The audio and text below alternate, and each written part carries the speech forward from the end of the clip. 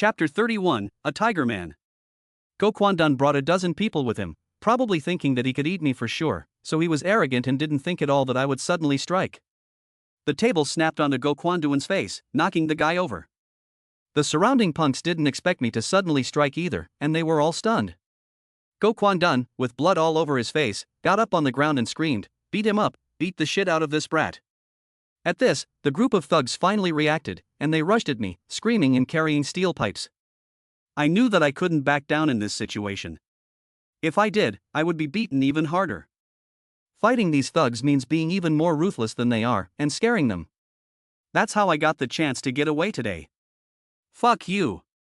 I picked up the bench next to me and charged at the dozen or so thugs. Lu Liang on the side also picked up a bench and joined the fray. At the beginning, my reckless fighting style really intimidated these punks, but after all, there were too many of them, and they were holding weapons. In just a moment, Lu Liang and I were at a disadvantage. Lu Liang was hit by a few sticks and fell to the ground, and I also took a few hits, barely holding on to not fall. A cut appeared on my forehead, and the blood made my vision blur. "Stop fighting, you guys, stop fighting." Xiao, who was hiding in the background, saw that Lu Liang and I were injured and screamed. But why did her screams sound so strange? "Fuck you, it was all because of you that I got beaten up yesterday." When Guanto Koen saw Xiao, his fierce face showed a hint of lechery. "Today, I'll take care of him first, and then I'll take care of you." Guanto Koen said this and waved his hand, and a group of his henchmen rushed up again. I knew that I had to fight to the death now. If I didn't subdue these thugs, I would end up in a terrible situation today. "Fuck you." I cursed and rushed directly into the kitchen on the side. Inside, a cook was roasting meat. I didn't even look at him, grabbed the meat cleaver next to him and rushed out. Hey, buddy, what are you doing?" A voice sounded behind me, and the voice sounded familiar. But right now I don't care who it is. Outside, Bald Kuen's thugs are still beating Lu Liang, and two of them have come up and are grabbing and pulling at Xiao. I took the machete and rushed over, shouting, "If you want to die, come at me." After that, I raised the machete and swung. My eyes were already bloodshot at this point, and I knew I had to act fierce, so that these thugs would think I really dared to chop someone. So when I swung the machete, I didn't even blink. Fortunately, these thugs were all street rascals with no courage at all. As soon as they saw me brandishing a real weapon, they quickly let Xiao go, cowed, and then retreated. I pulled Xiao over and rushed back to Lu Liang's side. I brandished the knife a few times, and the thugs who had been beating Lu Liang also scattered in fear. I pulled Lu Liang up and asked him, "Are you okay?" Lu Liang wiped the blood from the corner of his mouth and shook his head to indicate that he was fine. "Damn it, I dare any of you to come over here, I'll kill the one who comes over." I took out the knife and brandished it at the thugs surrounding me. These guys are usually okay bullying an honest person, but when they really encounter a tough guy, they chicken out. Especially now that I'm holding a knife in my hand, looking like I'm really going to kill, they really didn't dare come over for a while. "What are you afraid of? He's only one person, what are you afraid of? Come at me." Seeing that his subordinates had been intimidated by me, Bald Koen became anxious and urged them on. "You bastards, how dare you make trouble at my stall? Don't you want to live anymore?" At this time, the voice of a man with a public duck's voice sounded beside him. All of our gazes turned and we looked over to the side. We saw a short man standing next to us, wearing an apron, who should be the master of the kebab here. When I saw his face, I froze instantly. Although I had only seen it once, I would never forget that face because it was so wretched that I could not let it go. This guy was no one else but the fortune teller who had cheated me out of 100 yuan on the flyover the other day. I had never seen anyone look so wretched, so although I had only seen it once, I would never forget that face. This guy is actually the master of the kebab here. I looked at him and my mind was a little confused. From a fortune teller to a kebab master, this is a big jump in the industry, and I'm a little confused. "Brother, it seems you're in trouble." He smiled and waved at me. This smile made his already wretched face even more wretched. I forced back the urge to vomit and nodded at him with a smile. "Damn it, what do you do? Get the hell away from me, or I'll take you down too." Bald Koen looked at the guy and frowned, waving his hand to drive it away like a fly.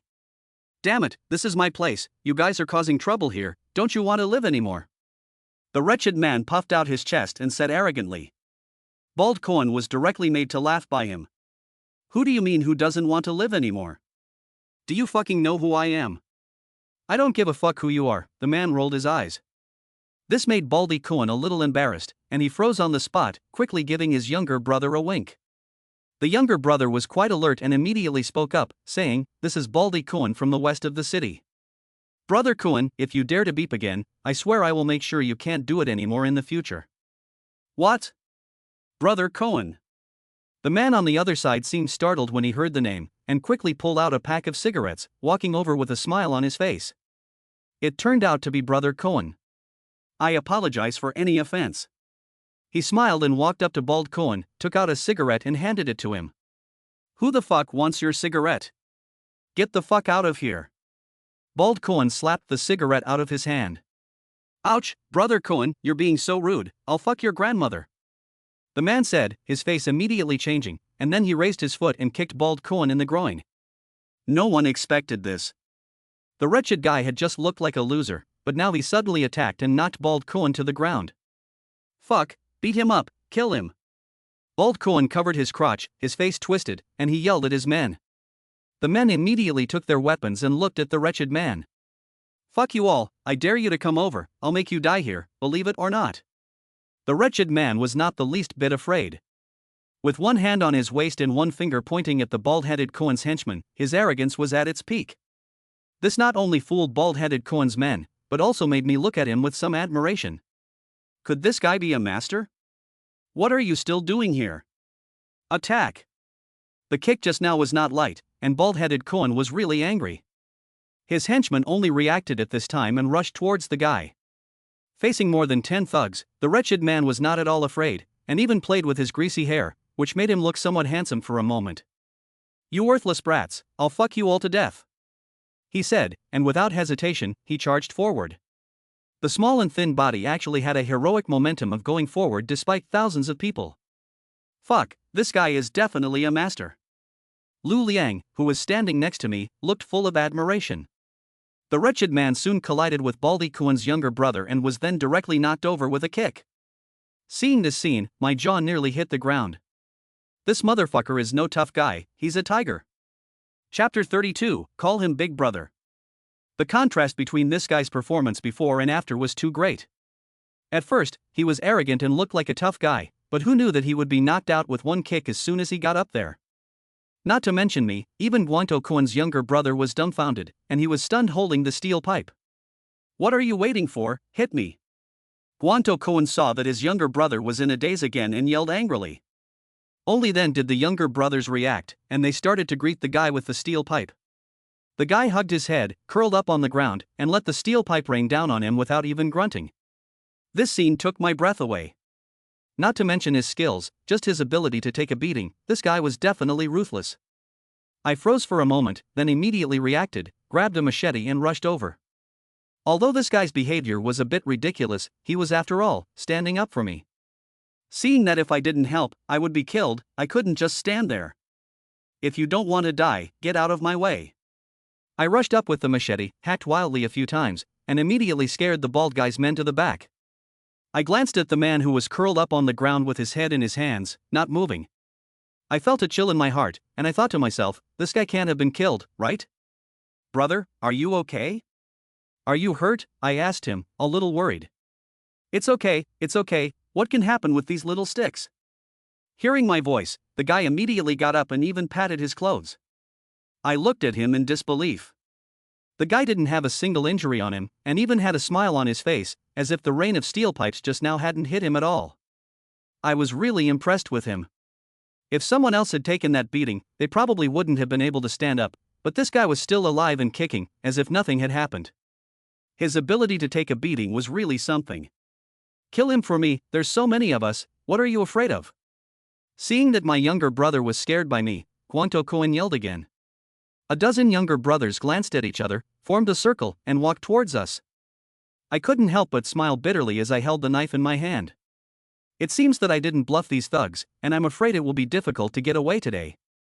"Zhao Jiefeng, I curse you, if you don't come over, I'm going to be beaten to death." Just as I was preparing to fight to the death, the wretched man standing next to me yelled out towards the front. I followed his gaze and looked forward, and I saw a man wearing a security guard uniform walking from the intersection. He had a crew cut and looked very capable. He heard the sound, glanced over here, and then immediately rushed over, picking up a stool on the way while running, and charging directly at Guangto Kuan's younger brother, like a tiger descending from the mountain. The man named Zhao Jiefang did not bluff like the wretched man and was easily put down. He was holding a bench in his hand, and his movements were wide and open. Before Guangto Kuan's dozen younger brothers had time to react, they were all knocked to the ground. "Brother, are you okay?" Zhao Jiefang, who had just beaten up a dozen people, walked over to the wretched man and looked at him with concern. The wretched man, full of anger, jumped up and slapped him across the face. "Fuck you, you're only back so late at night, were you fucking some bitch's belly? I almost got beaten to death." The man named Zhao Jiefang took the slap without showing any displeasure on his face, but only said with some grievance, "Brother, how many times have I told you not to scold me like that? My uncle is your father." The wretched man was stunned and didn't know what to say. I was also speechless for a while. It turned out that these two guys were cousins. But the images of these two cousins were completely different. The wretched man looked like a rat in a gutter, with an indescribable wretchedness radiating from his entire body. The man named Zhao Jiefang, on the other hand, had a face with clearly defined angles and corners. Although he was not particularly handsome, he looked like a real man. No one would believe that these two were cousins. At this point, Baldy Kuan was dumbfounded. He had more than 10 men, and they had been defeated in the blink of an eye. Even a fool knew that it was time to run.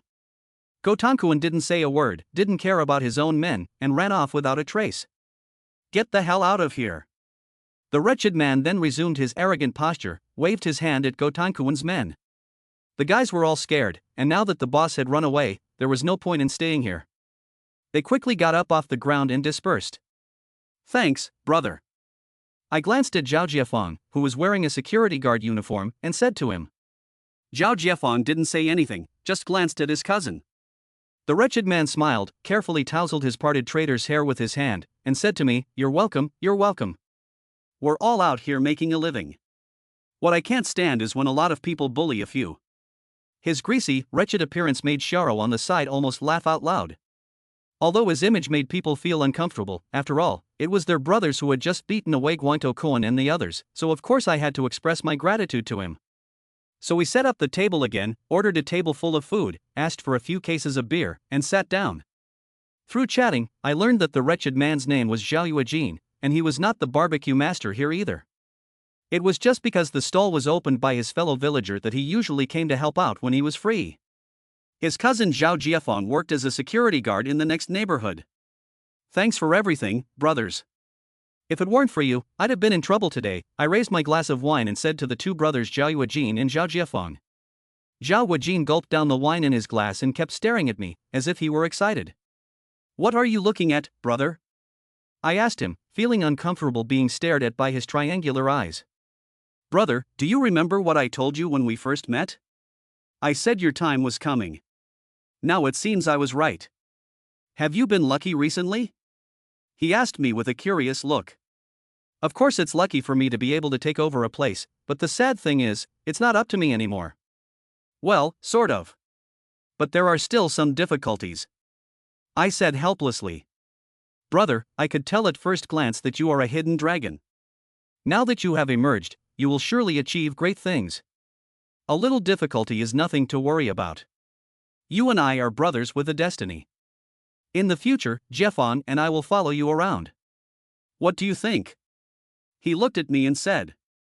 I didn't expect him to say such things right away, and I was stunned. Zhao Yuejin slapped Zhao Jiefang directly on the back of the head, who was bowing his head and eating skewers. "Damn it, stop eating and call me big brother." Chapter 33, An Animal That Defies the Heavens. Zhao Jiefang was dumbfounded after receiving a slap in the face, and looked at his cousin with a confused expression. Zhao Yuejin was so angry that he slapped him again on the back of the head and pointed at me, saying, "Call me big brother, damn it." Zhao Jiefang reacted only then, frowned a little, but didn't ask anything, just called out to me, "Big brother. This won't do, what are you guys doing?" I didn't expect Zhao Jiefang to pull such a stunt, and I was a little confused. "Brother, although we are a few years older than you, I can tell that you are definitely not someone to be trifled with.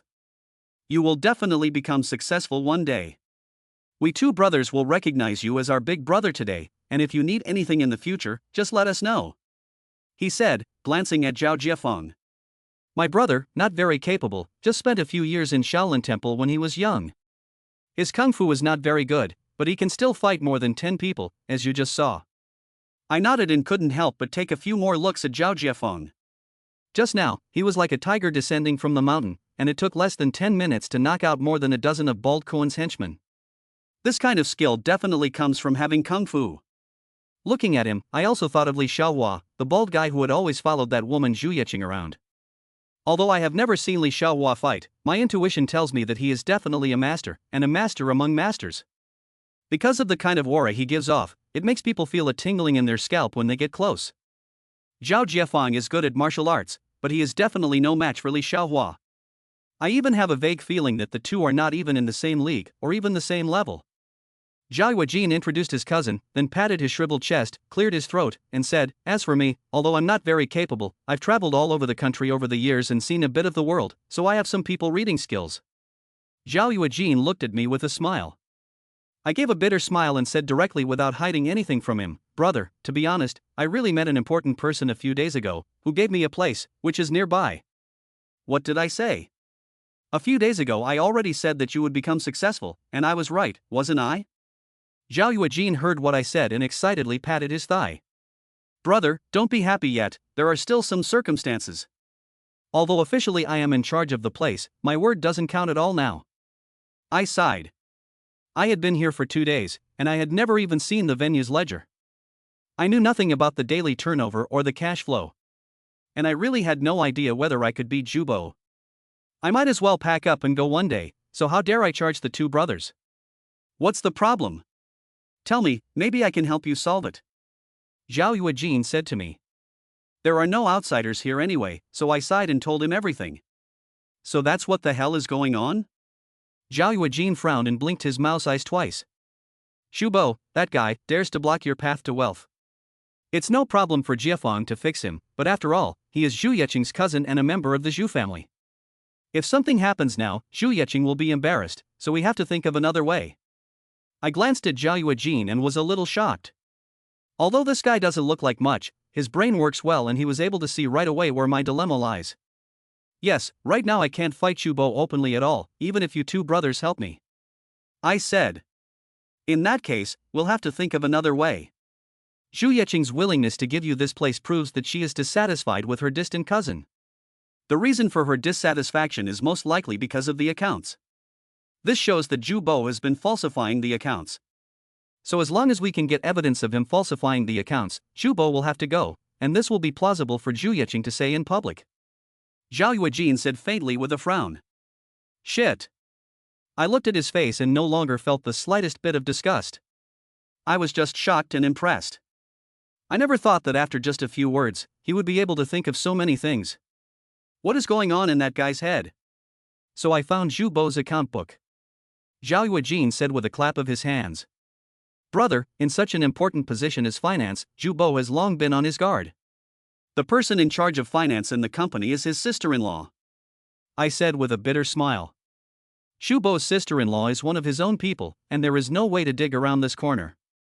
Zhao Yuejin frowned a little, then asked, how old is his sister-in-law this year? She's 28 this year. Lu Liang on the side quickly answered. 28, a young woman, just the age of sexual dissatisfaction, this is good. Zhao Yuejin's eyes lit up as he spoke, and he clapped his hands. I looked at him in confusion. Brother, what do you mean? Brother, if this works out, in less than 3 days, I can definitely get the account book for you. Zhao Yuejin said, patting his chest. I looked at Zhao Yuejin, confused, not knowing why he was so confident. That's someone's sister-in-law, how can his mother obediently hand over her brother-in-law's fake account book to you? Hey, don't be skeptical, my buddy. This matter is in the capable hands of this useless fellow, Zhao Jiefeng. Zhao Yuejin looked at his cousin and laughed twice. Zhao Jiefeng didn't pay any attention to what we were talking about, just bowing his head and munching on skewers. This fierce guy who could take on 10 was as honest as a schoolboy in front of his cousin. I looked puzzled. Don't look at this brat, who can't even kick a can, and can't even fart, but that's just with us. With women he can talk a lot of nonsense. After a year as a security guard, he's been to bed with all the women in the whole neighborhood. A woman, no need for 3 days, absolutely done. As Zhao Yuejin spoke, he seemed to be letting off steam and gave Zhao Jiefeng a hard kick. Zhao Jiefeng, who was munching on skewers, almost fell over from the kick and said resentfully, "Brother, what are you doing?" Zhao Yuejin slapped Zhao Jiefeng on the head and said, "Stop fucking around, I have a job for you." Zhao Yuejin leaned over to Zhao Jiefeng's ear and whispered something to him. I looked at Zhao Jiefeng, still in shock from what he had just said. Sleeping with a woman from the same neighborhood, this is fucking outrageous.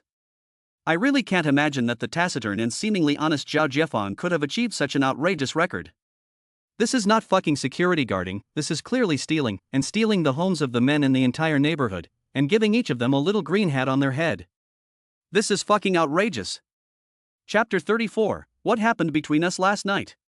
The two brothers Zhao Yuejin gathered together and whispered for a long time. At first, Zhao Jiefeng looked very embarrassed, but after Zhao Yuejin slapped him, he immediately became honest. "It's done, brother," Zhao Yuejin said happily to me. Can he really do it? I still have some doubts. After all, that was Zhu Bo's sister-in-law. Even if Zhao Jiefeng was really extraordinary and could get someone into bed, it would be almost impossible to get the account book. Brother, don't worry, Jiefeng is a smooth talker when it comes to women. Zhao Yuejin wasn't worried at all, and he smiled as he took out a cigarette and lit it. That Xinge, I want to ask, what does that woman look like? At this time, Zhao Jiefeng asked me carefully. Fuck you and your pretty face, this is a mission, not for you to enjoy. 3 days, if you can't handle it, I'll cut your dick off and feed it to the dogs. Zhao Yuejin rolled his eyes in anger. Zhao Jiefeng didn't dare say anything to his cousin, and just looked at me pitifully. I gave a wry smile. I'd never even met Zhu Bo's sister-in-law, so how would I know if she was pretty or not? I glanced at Lu Liang and Xiao. Lu Liang reacted only then, nodded and said, pretty, she's an 8 out of 10, and her figure is absolutely top-notch. Then it's settled. Zhao Jiefeng laughed twice and said to me. It was obvious that this guy was doing the dirty work of picking up women, but he looked so innocent. Good for nothing. Zhao Yuejin gave his cousin a sideways glance and spat on the ground. I'll go first, you guys eat first, I'll meet you at the bar tomorrow. Zhao Jiefeng stood up and patted his butt. Aren't you not working the night shift today? Where are you going? Zhao Yuejin asked. AI from Building 3's husband is not home tonight, and she asked me to go over there, we already agreed on it. Zhao Jiefeng said awkwardly. Fuck you. Zhao Yuejin angrily picked up a stool and smashed it. Damn it, I'll allow you this last time. Tomorrow, quit this shitty security guard job and follow Chang'an brothers. If you dare to hit on those women again, I'll really castrate you. Zhao Yuejin said with a triangle-shaped eye, as if he was really angry. Seeing his cousin get angry, Zhao Jiefeng nodded and said, I know, brother. I'll break up with them all tomorrow. After Zhao Jiefeng finished speaking, he nodded at me and turned around to leave. I looked at the back of Zhao Jiefeng's figure, and a sudden sense of powerlessness arose in my heart. This guy is just as talented as his cousin Zhao Yuejin. These two brothers are simply like the legendary heroes of ancient China. After Zhao Jiefeng left, we had a few more drinks. Lu Liang and Xiao Rou kept toasting me, thanking me for saving them. Lu Liang had drunk too much and patted his chest, vowing that he would follow Chen Gu around from now on and be his most loyal brother. Zhao Yuejin didn't drink much, and when the party broke up, he just told me to find him at the venue tomorrow, while he would stay behind and help clean up. The owner of the stall was a middle-aged woman, looking about 45 or 60, with an average appearance. In front of her, Zhao Yuejin was all smiles. I bid farewell to Zhao Yuejin and took a taxi straight back. I had drunk a bit too much, and I felt even more dizzy as soon as I blew my nose. When I got off the taxi and went upstairs, my head was already spinning. With great difficulty, I managed to walk to the door. I just wanted to take out the access card to open the door, but I felt dizzy and fell to the ground. Chen Chang'an, what's wrong with you? In a daze, I heard a woman exclaim. Her voice was very familiar, as if it was Han Yi. The next day, I don't know how long I slept. I opened my eyes dazedly, feeling a severe headache, like a needle piercing my head, making me involuntarily gasp. You're awake. At this time, a woman's voice sounded in my ear. I suddenly had a start, and saw a familiar face pressed in front of me. We were very close, our faces almost touching. I had completely come to it this time, and knew that I was lying in bed, on my side, and that I was hugging someone in my arms at this time. It was Hani. This scared the hell out of me, and I suddenly broke out in a cold sweat, and I jumped up directly, staring wide-eyed at Hani lying on the bed. She was wearing a pink nightdress and slowly sat up in bed, lifting her arms and stretching. "You bastard, you're squashing me." Hani gave me a disgruntled look. Under her gaze, I couldn't help but back up to the head of the bed, and then quickly checked myself, only to breathe a sigh of relief that I was still wearing yesterday's clothes. What's going on? How did you end up in my bed?" I shook my head, which felt like it was stuck on pins, and asked Hani. "Humph, you bastard, I was going to ask you where you were last night and why you were drunk." Hani asked angrily. "Yesterday. I had a business dinner and drank a lot."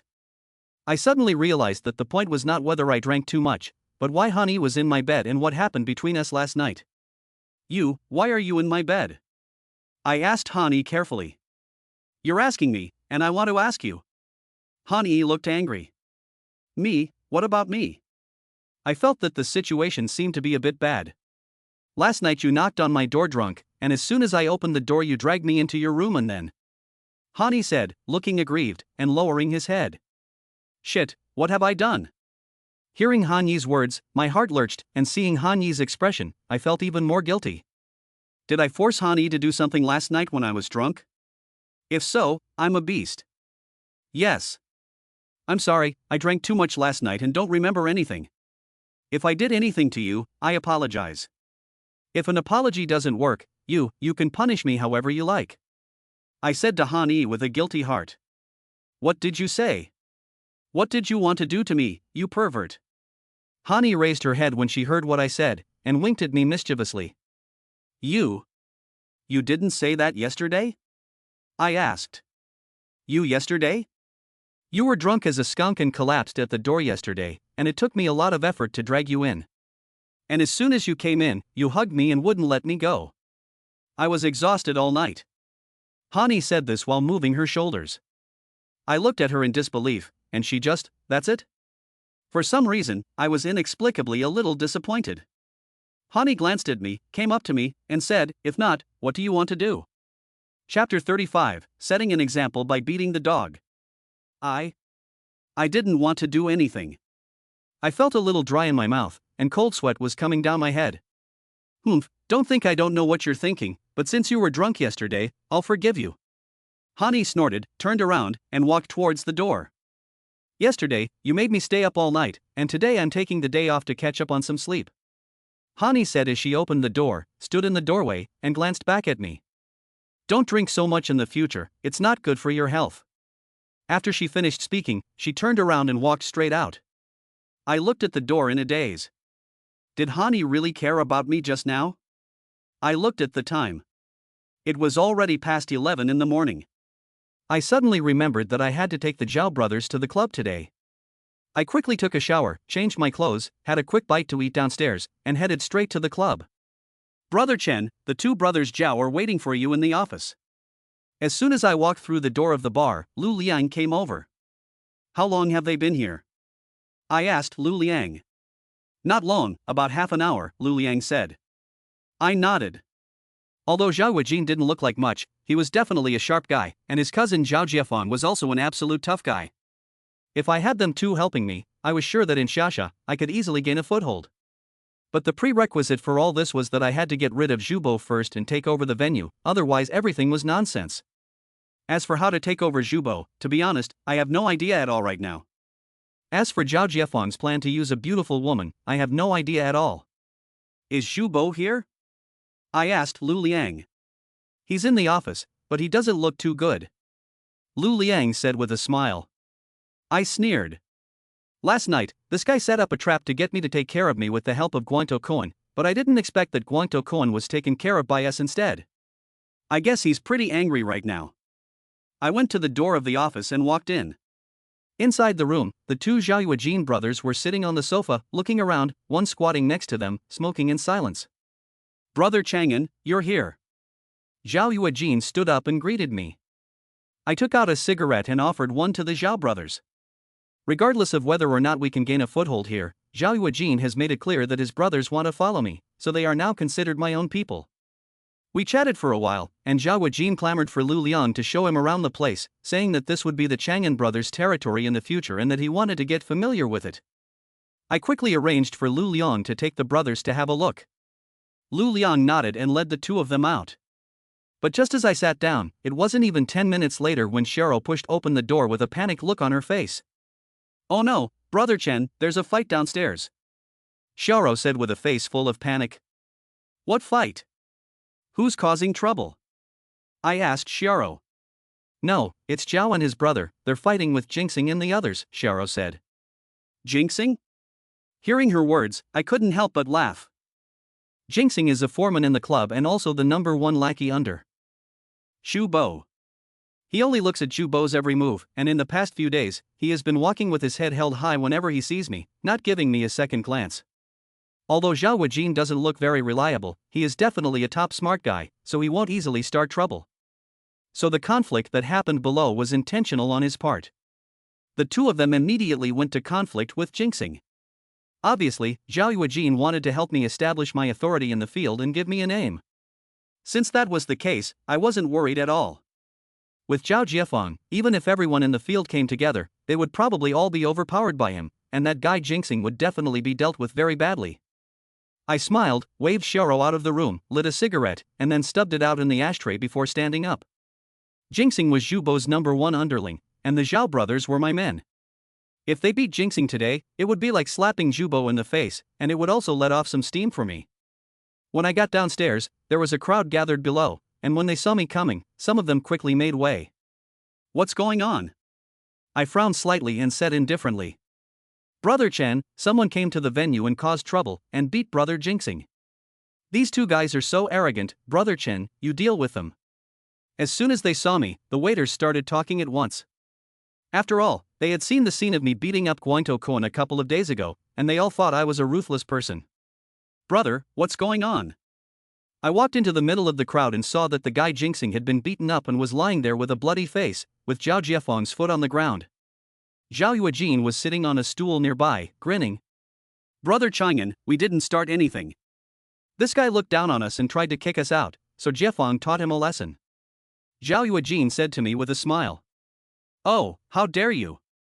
You didn't say we were on the same side?" I said to Zhao Yuejin. "I did, I said I was Manager Chen's friend, but this brat said that the club only recognized Manager Zhu and didn't recognize any Manager Chen, and told us to get out. So that's what happened. He really deserved a beating for looking down on people," I said coldly.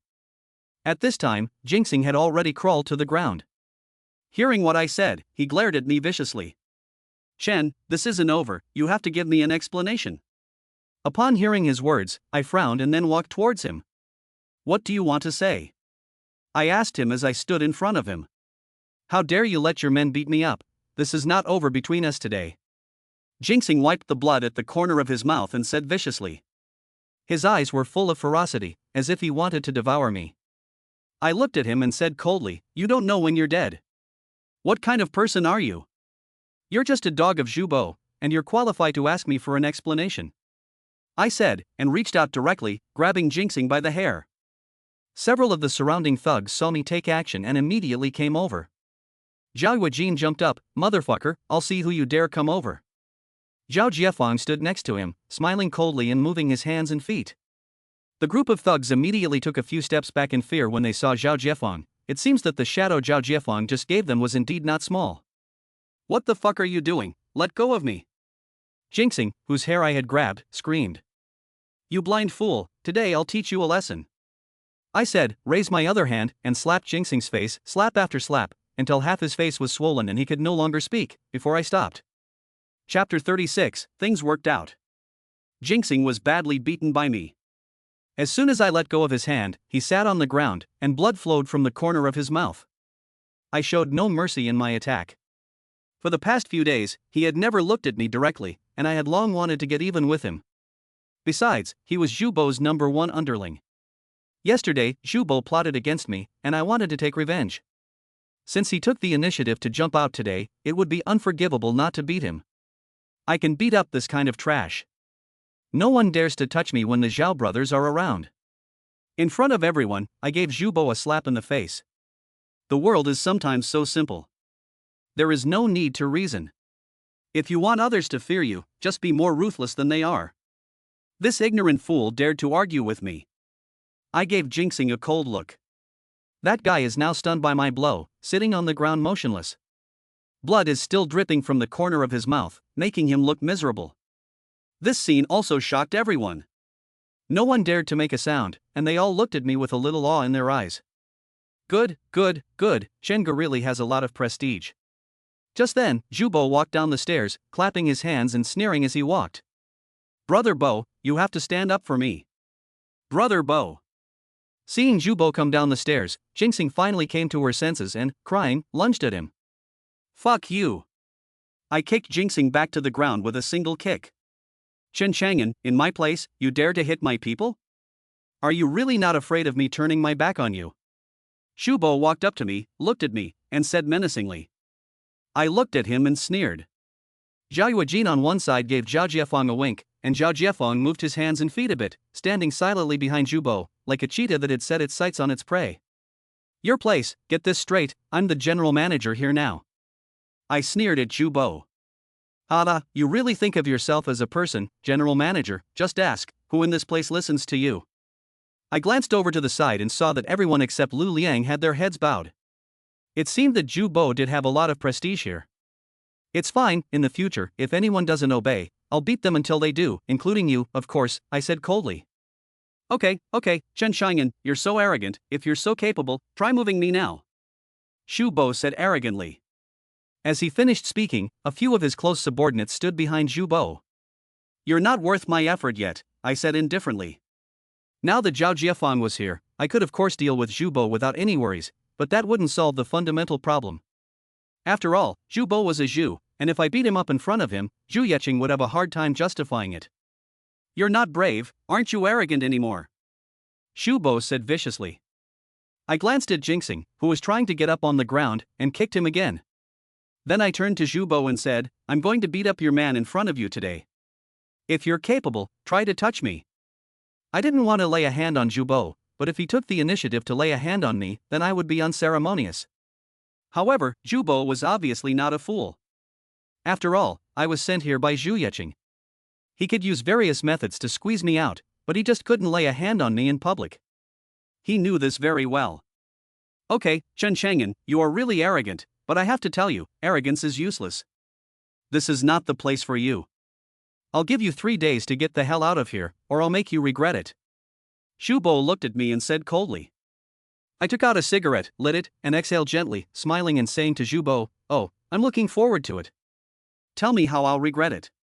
Okay, you've got balls, let's see what happens. Shu Bo's face turned pale, and with a cold snort, he turned directly and walked upstairs. Damn it, what's so arrogant about him? I'll let Jiefeng beat the shit out of you. Seeing Zhu Bo go upstairs, Zhao Yuejin spat out a mouthful of phlegm and turned to me and said, Brother Chang'an, why don't we let Jiefeng go give him a long memory tonight? I shook my head. Of course I also wanted to beat Zhu Bo up, but that wouldn't solve the problem. The ledger is the key. Damn it, it seems that if we want to survive here, we have to get rid of this brat. Zhao Yuejin said this while picking his yellow teeth with his fingers. Yes, we can get rid of him only if we find the account book. I sat down on a stool.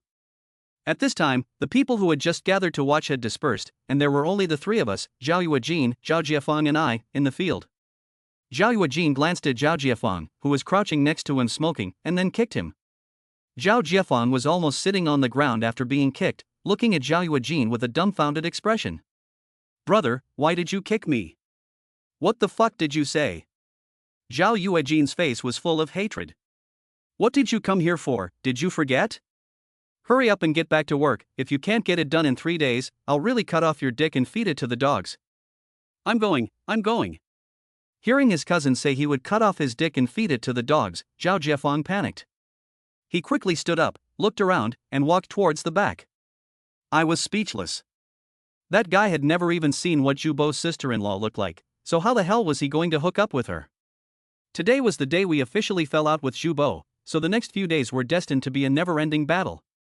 When I got home in the evening, I knocked on Han Yi's door a few times on purpose, but there was no response. I went home and sent her a text message, "You're not home?" A moment later, Han-yi replied, "Humph, you jerk, you kept someone up all night and made her sleep all day." She didn't do any work, so she had to make up for it at night. I was stunned for a long time with my phone in my hand. No matter how I looked at the message, it felt a bit awkward. I didn't know how to reply to her for a while, so I just sent her 4 words, "Get some rest." Han-yi sent a nodding face emoji, "And you too." Could it be that Han-yi has a crush on me? I looked at my phone and after a long time, a thought popped into my mind.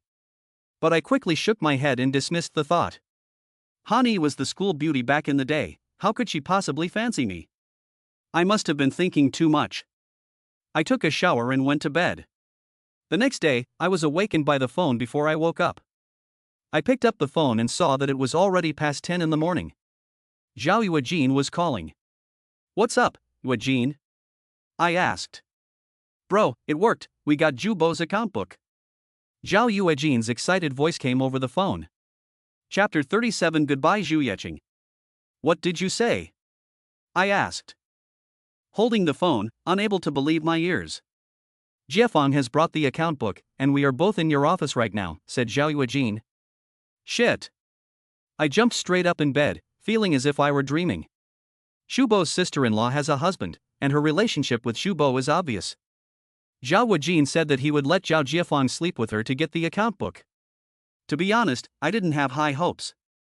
After all, she is Shubo's sister-in-law, and she is not said to be the kind of fickle woman who would want to get Shubo's account book through her. But now, only a day has passed, and Zhao Yuejin says he already has the account book. How is this possible? Wait for me, I'll be right there.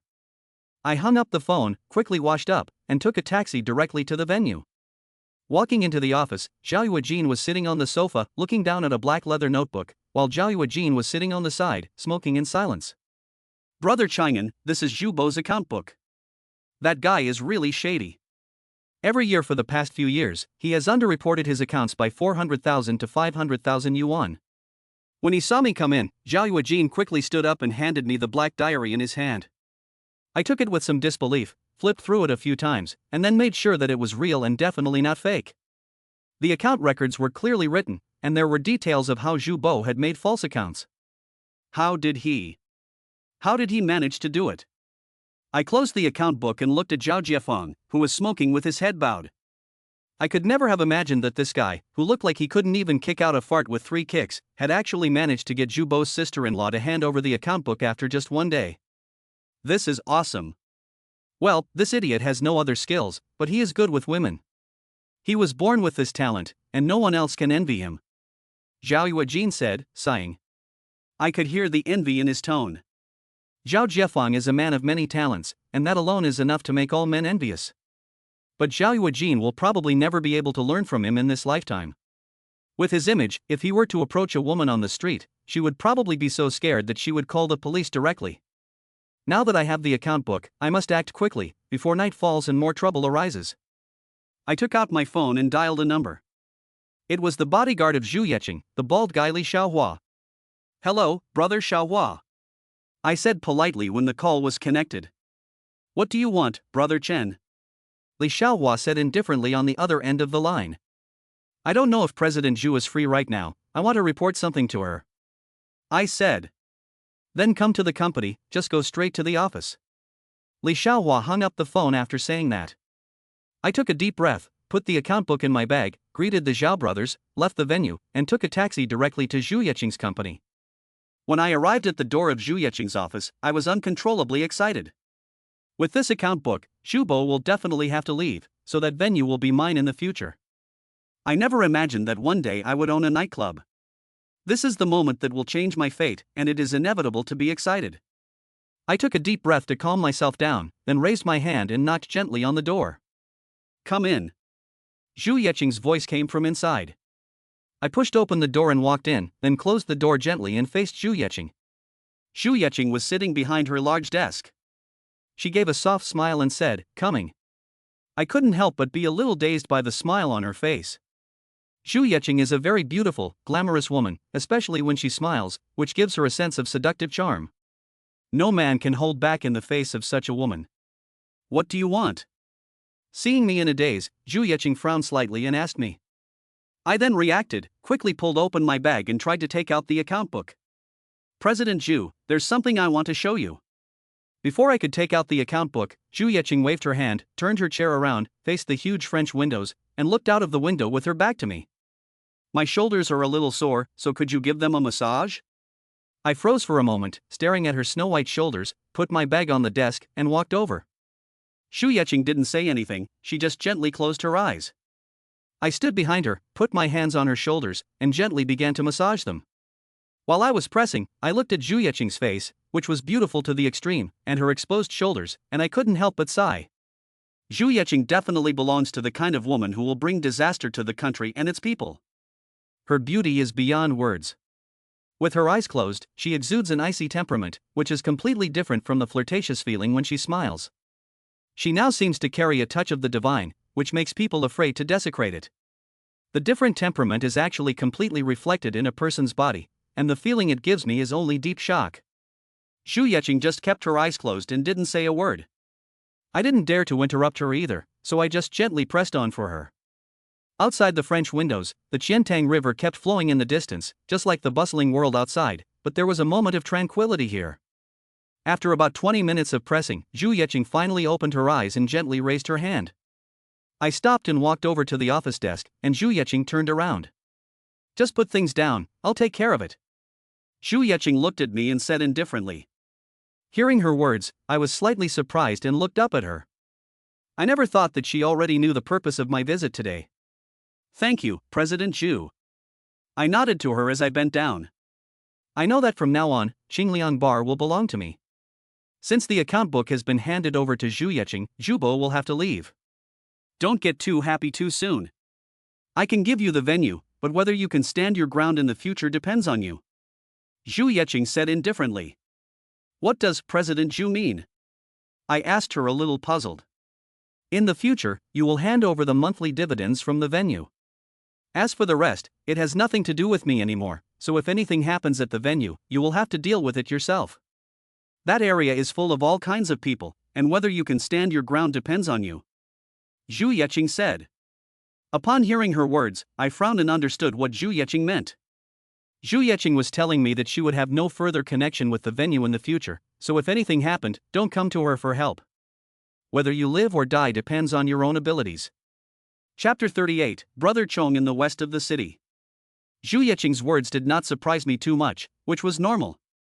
It was already generous of them to hand over the venue to you. If I can't even protect a venue, then that proves I don't have the ability. Then I'll take my leave, President Zhu. I said to Zhu Yeqing. Zhu Yeqing nodded lightly, and I didn't say anything else, I simply left. Soon after I left, the office door was pushed open and bald-headed Li Xiaohua walked in. He glanced at the account book on the table and said to Zhu Yeqing with a smile, Is this Zhu Bo's account book? Zhu Yeqing nodded and smiled faintly. The methods are a bit underhanded, but it's not bad. Li Xiaohua raised his hand, touched his bald head, and grinned. He's very clever, not confronting Zhu Bo head-on. Zhu Yeqing turned her head and looked out the window, saying lightly, Smart is good, smart people can live a little longer. As she spoke, she wondered what had come to her mind, and her eyes became a little dull. Li Xiaohua glanced at Zhu Yeqing's back and sighed softly. Have you noticed that he has changed and has the heart to climb up the ladder? Li Xiaohua said to Zhu Yeqing. Zhu Yeqing nodded. He was originally just an ordinary person, and he didn't know if taking this path was right or wrong. Maybe he could become successful, or maybe he would be crushed to pieces. Li Xiaohua touched his bald head again and said with a smile, he chose this path himself. You're just helping him a little. As for the outcome, it's up to him. But he's a smart guy, so he should know what to do. I hope so, Zhu Yeqing sighed softly. Have you found out where those two people came from? Zhu Yeqing asked Li Xiaohua a moment later. It's been cleared up. They're cousins. The one named Zhao Yuejin was a grave robber in his early years and has taken more than 10 lives. Li Xiaohua said. Zhu Yeqing frowned. More than 10 lives? Li Xiaohua nodded. He was an expert in geomancy and omen reading, and was spotted by a group of tomb robbers back then, who coerced him into entering a large tomb together. In the end, only he came out of the tomb alive, while the dozen tomb robbers never returned. He then went into hiding and came to Hangzhou. I suspect that he had something to do with the deaths of those dozen people. Xu Yeqing paused for a moment and said indifferently, so, he is quite capable. Back then, those tomb robbers wanted to use him and then harm him, but he killed them instead. He was asking for it. You can't blame him for that. With him around, he can be considered a helper. His cousin, who came from Shaolin Temple early in life, is quite good at kung fu. Li Xiaohua added. Oh, he's good at kung fu, but how does he compare to you? Xu Yeqing looked at Li Xiaohua with interest. Li Xiaohua gave a bitter smile and didn't answer. Xu Yeqing turned her head and didn't say anything else, because she was familiar with Li Xiaohua. Li Xiaohua's attitude made it clear that Zhao Jiafan was not on the same level as him. It was also true that, with Li Xiaohua's skills, there were not many people in the whole of Hangzhou who could be compared with him. Go over there tonight and tell Zhu Bo to get lost, or I'll break his legs if he doesn't, said Xu Yeqing indifferently. Li Xiaohua nodded and turned to go. When I returned to the venue, the Zhao Yuejin brothers were waiting for me in the office. As soon as they saw me come in, Zhao Yuejin's face was full of excitement. Chang and brothers, how are things going? It should be done.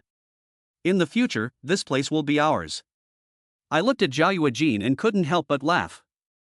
Awesome, Zhao Yuejin really didn't misjudge the person. Following you, my brother, I definitely can't go wrong. Zhao Yuejin laughed happily, and even Zhao Jiafan on the side grinned and chuckled. What's so funny? I'm telling you, Ngu is our boss from now on. You must remember to protect Nge's safety no matter what. Zhao Yuejin slapped his cousin on the head and said to him. Zhao Jiafan didn't say anything, just nodded heavily. Manager Chen, something's happened. At that moment, a waiter rushed in a panic. I turned my head and saw that this person was one of the few people who were close to Zhu Bo. What's going on? Zhao Yuejin asked him. It's Brother Chong from the west side of the city. He's in the VIP room with a dozen of his men, and he wants to see you. He says if you don't show up, he'll trash the place. Brother Chong from the west side of the city? I frowned. Since I wanted to hang out here, I had of course already found out about the local thugs. Brother Chong from the west side of the city was very influential in the area, with many underlings, and was known for his righteousness. No one dared to mess with him normally. The main thing is that the bald guy Kuan, who was beaten up by us a few days ago, is one of his subordinates. Has he come to avenge his subordinate? I sneered, knowing that things were not as simple as they seemed. Although Zhu Bo has always been in charge of this place, it is nominally Xu Yeqing's territory. As long as Xu Yeqing's name is there, no one in the surrounding gangs dares to cause trouble here. As for bald guy Kuan, he was drunk that day. If he wasn't drunk, he wouldn't dare to cause trouble here. And now Brother Chong from the west of the city has actually come with his minions to the venue to demand to see me by name. No one would believe that there is no foul play. This son of a bitch must be that boy Zhu Bo, who is setting me up. Fuck his father, what the fuck is Brother Chong, daring to make trouble in An's venue? The son of a bitch must be sick of living. Zhao Yuejin is now full of energy. As soon as he heard that someone was causing trouble, he immediately jumped up and greeted Zhao Jiafan to follow him to the second floor. I quickly followed. At the entrance to the large room on the second floor, several waiters stood around, looking fearful, and quickly stepped aside when they saw us coming. When I entered the room, I saw more than 20 people standing inside, all of them fierce-looking. A middle-aged man with a square face was sitting on the sofa, while a bald man with a bandage on his head was standing next to him. Needless to say, the middle-aged man with a square face must be Brother Chong from the west of the city. Zhao Yuejin gave Zhao Jiafang a wink, ready to let him do it. I quickly raised my hand to stop him. This is my place, and if anything gets broken, I'll have to pay to fix it. I walked towards the inside, and when bald-headed Kuan saw me, he quickly pointed at me and said, Brother Chong, it's him, they're the ones who beat me up, you have to avenge me. Brother Chong looked up at me, stubbed out the cigarette in the ashtray, stood up, and looked at me with a cold expression. You're the one who beat up my brother. I pointed at Guanto Kuan, saying, he's your brother? If so, then I beat him up. You're a real brat, you've got guts. No one in the west of the city has dared to touch my brother for years. Do you know the consequences? Brother Chong looked at me with murder in his eyes, and the guys behind him all surrounded me. Chapter 39, You Can Go Now. As I watched Brother Chang's henchmen gather around, I didn't budge an inch, not even raising an eyelid. I knew that he definitely wouldn't dare to make a move, at least not here. From the perspective of outsiders, this place still seemed to belong to Zhu Bo. As long as Zhu Bo was here, the boss behind this place was Xu Yeqing. No matter how arrogant Brother Chong was, he definitely wouldn't dare to make trouble in Zhu Yeching's place. Sure enough, those punks were just bluffing. They surrounded me, but none of them dared to make a move. Brother Chong, since they don't dare to make a move here, let's tell the brothers to stand down, I said indifferently. Good boy, you really have guts. I heard Zhubo say that you and President Zhu don't have any friendship. I really can't imagine where you got such courage from. Of course, the President Zhu that Brother Chong was referring to was Zhu Yeching. Upon hearing his words, I cursed the whole family of Zhubo in my heart. It turned out that Brother Chong dared to come to me for trouble today because he was bewitched by that guy. He went around telling people that I and Zhu Yeching did not have any friendship, just to tell everyone that even if they moved me, Zhu Yeching would not find trouble with them. This son of a bitch is really sinister. This is my place, and he caused trouble in my place, so he deserves to get beaten up. I hope that in the future, Brother Chong, you will control your little brother and not let him disgrace you in public. I looked at Brother Chong and said to him with a smile. Brother Chong looked at me and then grinned. Good, not bad, you really have guts, I like that, but no matter what Bald Cohen says, he is still my brother, you hit him twice, we are not finished with this. Oh, I don't know what advice you have, Brother Chong? I asked Brother Chong with a neutral tone. I'll give you two options, the first is to kneel down and apologize to him, and the second is to get the hell out of here, or you might get a clubbed on the head one day when you're walking on the street. Brother Chong said indifferently. Oh, Brother Chong, I'm sorry, I can't agree to either of these conditions, I said to him with a sneer. Then you'll have to be careful when you walk in the future, Brother Chong also said with a sneer. Brother Chong, are you threatening me? I asked, staring him in the eye. Brother Chong waved his hand. I, Chong Meng, never threaten people. I will do what I say. Good, then I look forward to what you can do, Brother Chong. I wasn't at all intimidated, and smiled at him. You still mouth off, Brother Chong won't let you off the hook. If you know what's good for you, get on your knees and apologize. At this time, Guanto Cohen, who was on one side, walked over and pointed a finger at me with an arrogant look on his face. Who do you think you are? You have no right to interrupt what we are talking about. I looked at Guanto Cohen coldly, reached out directly, grabbed his finger, and pressed it downwards. Guanto Cohen screamed in pain and fell to his knees. Seeing this, the thugs brought by Meng Chong immediately surrounded him, some of them even holding weapons. The Zhao brothers stood behind me. Zhao Jiefeng's eyes were cold, like a leopard that could jump up and pounce on its prey at any time. Kid, are you really not afraid of death? Meng Chong looked at me with anger all over his face. At this moment, Bald Cohen was kneeling on the ground with my finger pressed on it, screaming non-stop. I lifted my foot and kicked the guy to the side. Of course I'm afraid of death, but I know that you don't dare to touch me here. I looked at Chang'e and smiled. At this moment, Chang'e was obviously furious to the extreme, staring at me with a look that wanted to kill me. I had already beaten Guanto Cohen twice, and this time I had done it in front of him, in front of a crowd of his lackeys. I wasn't worried at all, and I even hoped that he would do something. Zhubo was about to get the hell out of here, but no one knew about this except me, so nominally it was still Zhubo's territory. If I really fought with Meng Chong, Zhubo would probably be unable to sit still. Just as Meng Chang's anger reached its peak and he was about to take action, Zhubo suddenly appeared in the doorway. Hey, Brother Chong, what's going on? Zhubo said as he walked in. This kid hit my brother in front of me, what do you think should be done? Meng Chong said as he pointed at me. What, Brother Chen, how can you do this, do you know what kind of person Brother Chong is? Zhubo turned his head and looked at me with a reproachful expression. I didn't say a word, just sneeringly watched his performance.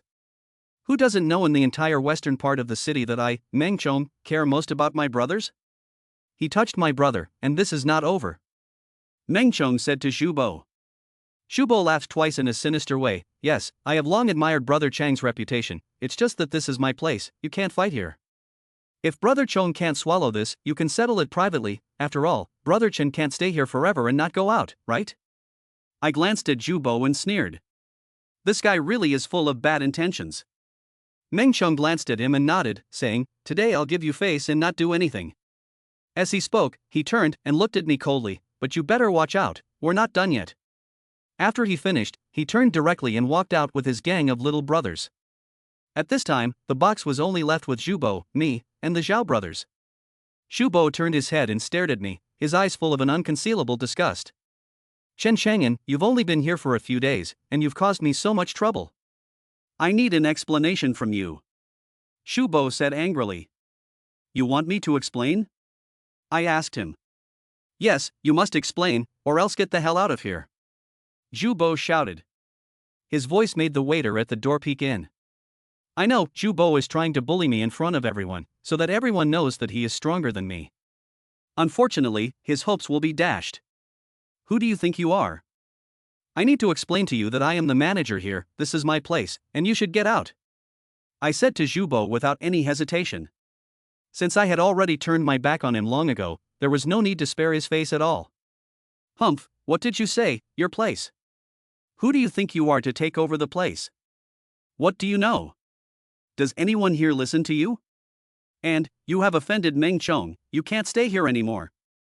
For the sake of your life, I advise you to get out of here as soon as possible. Shu Bo sneered. You don't have the power to make me leave, and you might be the one to leave first. I said indifferently. Ha ha, I'll leave, but Zhu Bo, will never change my surname, no matter what. What are you, and who are you to tell me to leave? Shu Bo stared at me fiercely. I understood what he meant. No matter what, he was still considered a member of the Zhu family, while I was an outsider. He wanted me to recognize my own identity. Starting today, this place has nothing to do with you anymore. You can go. At that moment, a bald, burly man walked in and stood in front of Zhu Bo, speaking to him lightly. Chapter 40, Li Xiaohua's story. When I saw Li Xiaohua enter, I knew it was time for Zhu Bo to leave, but I was a little surprised that Zhu Yeqing was actually so efficient. Zhao Yuejin looked at Li Xiaohua, his eyes narrowing, not sure what he was thinking. Zhao Jiefang, on the other hand, arched his back and stared at Li Xiaohua intently, and even I could feel his tension. Li Xiaohua smiled and nodded at me, then glanced at the two Zhao brothers before turning to Zhu Bo and saying, What Mr. Zhu means is that this place will have nothing to do with you in the future, so you can leave today. Brother Xiaohua, what do you mean I can leave? Zhu Bo looked at Li Xiaohua in disbelief. Isn't what I said clear? He will be in charge of this place in the future, and it will have nothing to do with you. Don't you understand? Li Xiaohua pointed at me and said to Zhu Bo. What? What are you talking about? How is that possible? I want to see Mr. Zhu. Zhu Bo said in disbelief. This is what Mr. Zhu meant. Li Xiaohua said. No, definitely not. I don't believe it. For so many years, I have worked hard here. I am also a member of the Zhu family. Mr. Zhu would never let me go. Zhu Bo said loudly. What do you mean? The market has been bad for the past few years, and if it weren't for me, this place wouldn't even be able to survive. Brother Xiaohua, don't slander me. Zhu Bo was still arguing. Okay, cut the crap. To tell you the truth, Mr. Zhu has been fully aware of what you've been doing here over the past few years, including how much money you've embezzled. He's just been keeping your face safe because you're considered a Zhu family member. Do you really think you're that smart? Li Xiaohua said with a sneer. Hearing Li Xiaohua's words, Zhu Bo's face was covered in cold sweat. He wanted to say something, but he opened his mouth several times, but no sound came out. Now, get out of here right now, or I'll break both your legs. Li Xiaohuan said this while glancing at Zhu Bo. Facing Li Xiaohua's gaze, Zhu Bo couldn't help but shiver. Li Xiaohua is Zhu Yeqing's personal bodyguard, and in Zhu Yeqing's eyes, he is much more important than his distant cousin. Moreover, Zhu Bo is well aware of Li Xiaohua's terrifying strength. If he wants to break his own legs, it would be effortless. I'm leaving now. Zhu Bo walked out pale-faced and in a panic. He walked quickly, as if he was afraid that Li Xiaohua would change his mind. After Zhu Bo left, Li Xiaohua looked at me, then walked up to me and patted me on the shoulder. His strength was surprisingly strong. Although he didn't use much force, it made me feel breathless. You did a great job this time. From now on, this place will be yours. Do a good job. After he finished speaking, he looked up again and glanced at the Zhao brothers standing behind me. Under his gaze, Zhao Jiefang's head veins were rising, and the clothes on his back were soaked with sweat. Obviously, the pressure Li Xiaohua gave him was too great. In the future, you will be by his side and help him more. Li Xiaohua said lightly. Sure, you can rest assured, our brothers are both people of Ngu, and we will definitely not be disloyal. Zhao Yuejin said with a forced smile. Well, then I'm relieved. After he finished speaking, he turned around and left directly. After Li Xiaohua left the box, I heard the Zhao brothers behind me let out a long sigh at the same time. Zhao Jiafeng even sat directly on the ground, with cold sweat dripping from his head. What's wrong with you guys? I asked them somewhat strangely. I know that Li Xiaohua's aura is very strong, but I never expected that the Zhao brothers would be scared like this. He is the bodyguard next to Zhu Yeqing, the ghostly grief Li Xiaohua? Zhao Wejin sat on the sofa, took out a cigarette and lit it, exhaled and asked me. Ghostly grief, is that Li Xiaohua's nickname? It's a bit interesting. I nodded to Zhao Yuejin while thinking. Zhao Yuejin and his brother glanced at each other. It was indeed him, and no one else would have such a murderous aura. Zhao Yuejin said while wiping the cold sweat on his head with his hand. Is that really necessary? You're both so scared? I looked at the two of them and said with a smile. You've never heard of Li Xiaohua? Zhao Yuejin asked me. I shook my head. I used to be just a small clerk in a company, and although I had heard of the existence of someone like Zhu Yeqing, I didn't really care too much about it. After all, my life was very far from hers, and we could be said to be from completely different worlds. As for who the bodyguard beside him was, I didn't know any better. You don't even know his name, but this person is a very famous presence. Zhao Yuejin said. Oh, tell me. I was suddenly interested. Li Xiaohua had a very unique image, and since he was Zhu Yeqing's bodyguard, I was very interested in his story. Li Xiaohua and Zhu Yeqing's late husband were originally sworn brothers, but back then Li Xiaohua was specially recruited into the army. Zhao Yuejin smoked as he began to tell the legend of Li Xiaohua. It is said that Li Xiaohua came from a martial arts family, and from a young age practiced ancient martial arts. He had an amazing talent for martial arts, and when he was 18 years old, he single-handedly took on all the martial arts schools in Sangzhou. Later, he went to Hangzhou, where he and Zhu Yeqing's husband became fast friends and became sworn brothers. Li Xiaohua was good at martial arts, so he was specially recruited by the army and did not return to Hangzhou until Zhu Yeqing's husband died suddenly. At that time, Zhu Yeqing was at her most helpless. She was a widow, guarding such a large fortune, and there were countless people in Hangzhou who wanted to get her and the wealth her husband had left behind. At this time, Li Xiaohua came to Hangzhou and stood by Zhu Yeqing's side. What happened next was that many of those who had coveted Zhu Yeqing inexplicably disappeared, and the bodies of a few of them were found in the Qiantang River. Everyone knew that Zhu Yeqing was behind it, and the person who did it was the bald Li Xiaohua. A few years ago, I don't know how many people paid a lot of money to hire killers to get rid of Li Xiaohua, but unfortunately, those killers also disappeared. So over the years, Li Xiaohua has had the nickname Ghostly Worry, and the entire upper class of Hangzhou shivered when they mentioned his name.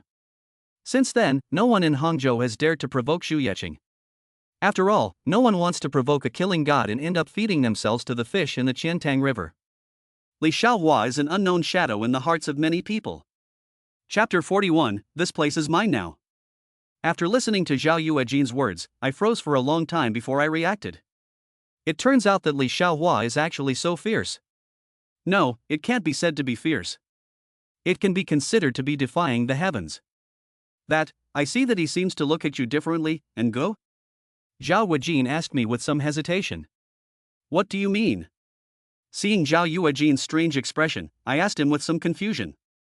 Nothing, it's just that I've heard some rumors that say that this bald guy with terrifying strength doesn't like women and likes that kind of tune. While Zhao Yuejin was talking, he looked at my butt. I felt a chill from his stare, and when I thought about Li Xiaohua's image, the hair on my body stood up. No way, how could someone like Li Xiaohua be a fag?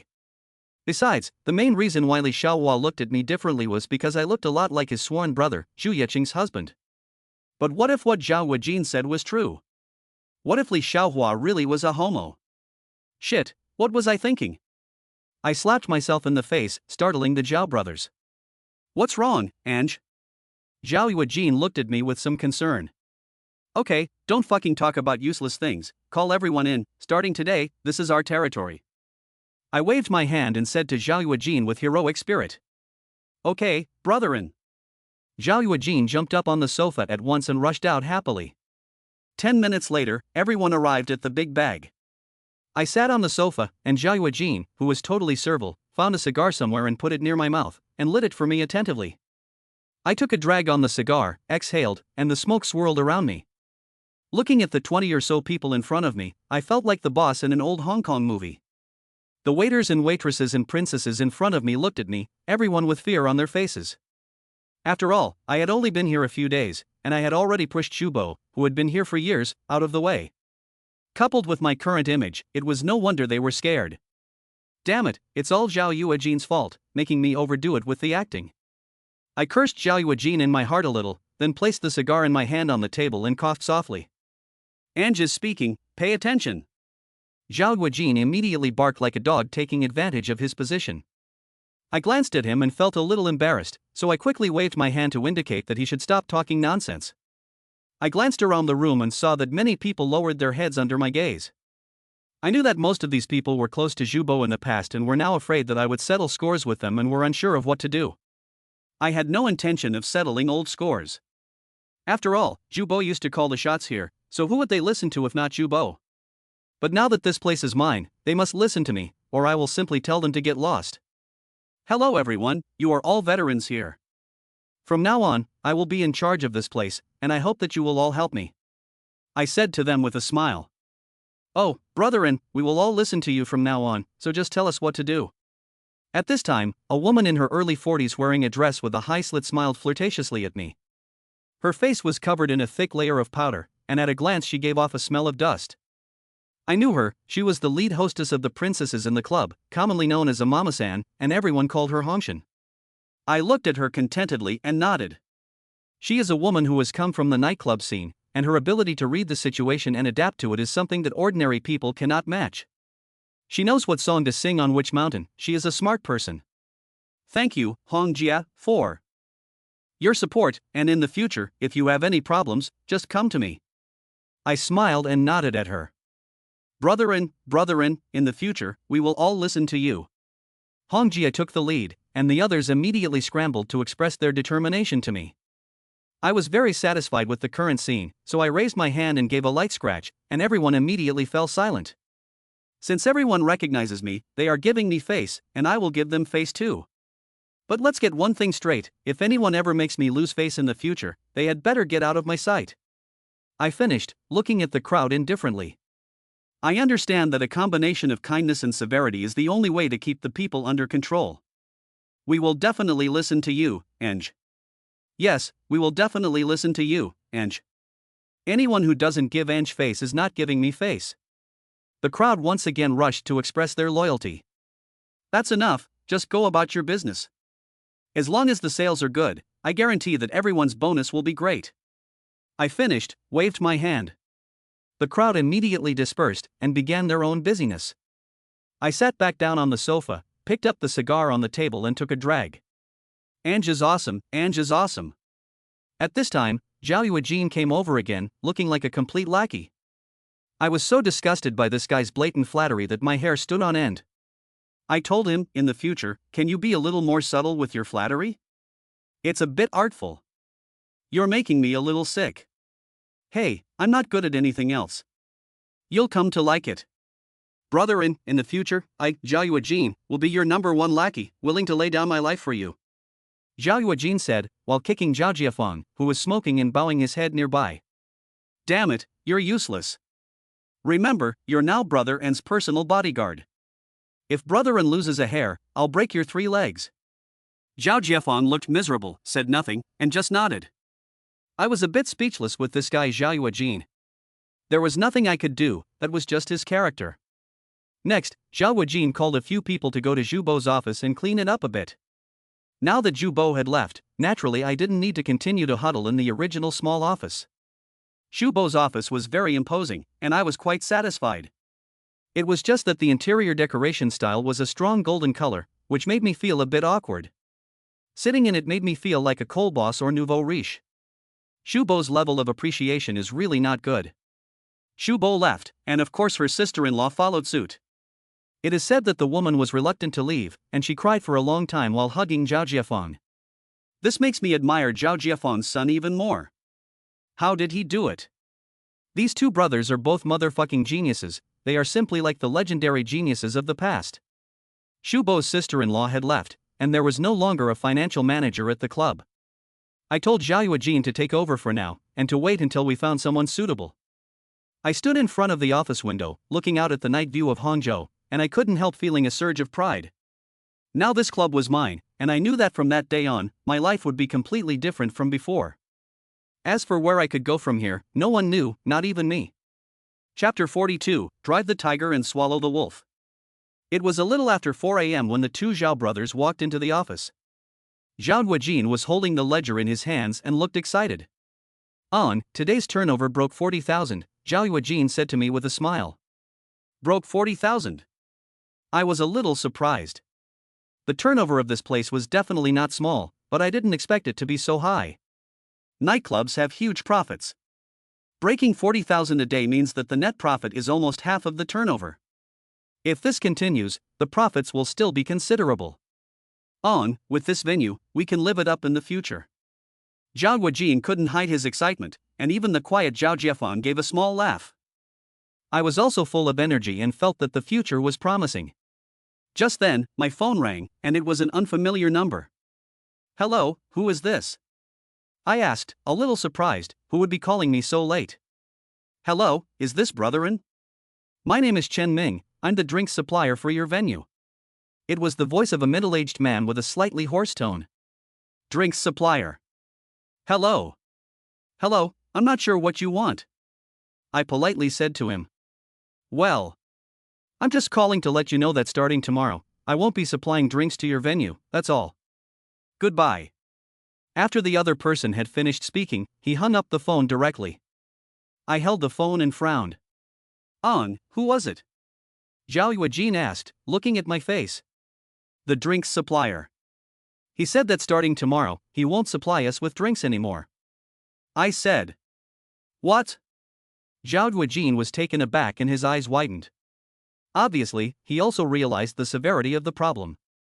The drinks supply for all the major venues in Xiaxia is provided by this guy Chen Ming. The most profitable part of the nightclub business is the drinks, because all the nightclubs use fake booze, and that's where the profits come from. A bottle of fake beer costs just $1 or $2 wholesale, but can be sold for tens of dollars in a nightclub. As for wine and other kinds of foreign liquor, the profits are even greater. A bottle costs 10 or so yuan to buy in, and with a label slapped on, it can easily start at a few hundred or 1,000 yuan in a nightclub.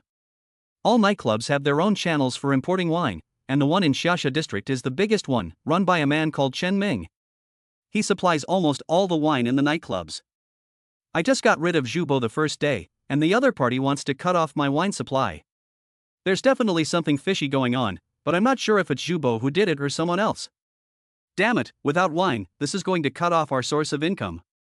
Zhao Guojin frowned and said. Zhao Guojin thought about it for a moment, then shook his head and said, I don't think so. Zhubo's brat is not yet capable of making Chen Ming not make money to help him. Chen Ming is a beverage supplier. Qingliang Bar has a high daily beverage consumption. This is a profitable business. Zhubo's face is not enough to make Chen Ming not even make money for him. Then who do you think it will be? I asked. I think it's Meng Cheng. It's said that he and Chen Ming are sworn brothers. It's only natural that he would make Chen Ming cut off our alcohol supply after you offended him, Zhao Guojin said. Do we still have enough alcohol for a few days? I glanced at Zhao Guojin. We can only last 3 days. In other words, we have to solve this problem within 3 days, otherwise we'll have to close down? I frowned. I think it's necessary for us to plan now about what path to take from here. Zhao Guojin took out a cigarette and lit it. What do you mean? We were so happy to have just taken over the place that we didn't think about some things. You said that Zhu Yeqing told you that we would be responsible for the place in the future, and that if anything happened, it would have nothing to do with her. I glanced at Zhao Guojin and immediately understood what he meant. In the past, no one dared to touch this place because of Zhu Yeqing. Now that Zhu Bo has been driven away, that guy will definitely go around telling people that Zhu Yeqing no longer cares about this place. So now this place is, in everyone's eyes, a big delicious cake, and I don't know how many people want a bite. If we don't think of something quickly, I believe it won't be long before people keep coming to cause trouble, until I can't do it anymore and I'll be forced to pack up and go. This isn't going to work. I realized the seriousness of the problem, and asked Zhao Guojin, what do you have in mind? Although Zhao Guojin didn't have a good image, he had a good enough brain, and I had now become accustomed to thinking of him as a think tank by my side. On, we are outsiders here, and we have no roots in Shusha, so if we want to get by, we have to cede some of our interests. Only in this way will we be trouble-free, Zhao Yuejin said after thinking for a moment. What do you mean? I asked him. Drive away the tiger and swallow the wolf, find a big enough alliance so that no one dares to move against us again, Zhao Yuejin said. Who would be suitable? I narrowed my eyes. The Buddha of the West City, he is old enough in this area and is the only one who can keep those thugs in check. Zhao Yuejin said. The Buddha of the West City. Of course I had heard of the name Buddha of the West City. Back in the day, he was a well-known thug in this area. When he was young, he was ruthless in fighting. It was said that once, with just a knife in his hand, he chased dozens of people away. He was a character that no one in the West City dared to mess with. Now that he is older, he suddenly changed his temper for some reason. He eats vegetarian food and prays to Buddha every day, rarely getting involved in gangster affairs anymore, which is why he got the nickname Buddha. But although Buddha rarely gets involved in gangster affairs anymore, all the current bosses in the area with a name and a surname were his younger brothers back then, and his word still carries a lot of weight. But this is such a character, and we don't have any friendship with him, so how are we going to talk to him? Leave this to me. Zhao Yuejin said with a frown. You know Buddha? I asked a little strangely. Zhao Yuejin shook his head and said, I don't know him, but he believes in Buddha. I happen to have a bronze bodhisattva statue from the Ming dynasty in my hands. It's very precious. I believe that when he sees this bodhisattva, he will agree to talk with us. That won't do. Since that Buddha statue is so precious, how can you give it away? I quickly said to Zhao Yuejin. Zhao Yuejin smiled at me and said, Eng, to be honest with you, if it were anyone else, I would never have taken out this Buddha statue even if you beat me to death. But you are different, and it is worth me doing this. I believe in my own judgment. Eng, you will definitely be a big shot in the future, stirring up the winds and waves. What's the big deal with a Buddha statue? Chapter 43, Buddha in the west of the city. What Buddha? Anyone who dares to cause trouble will be beaten out of here. Zhao Jiefeng, who had been sitting quietly, spoke up. You little shit, what did you say? Zhao Yuejin slapped Zhao Jiefeng on the back of the head.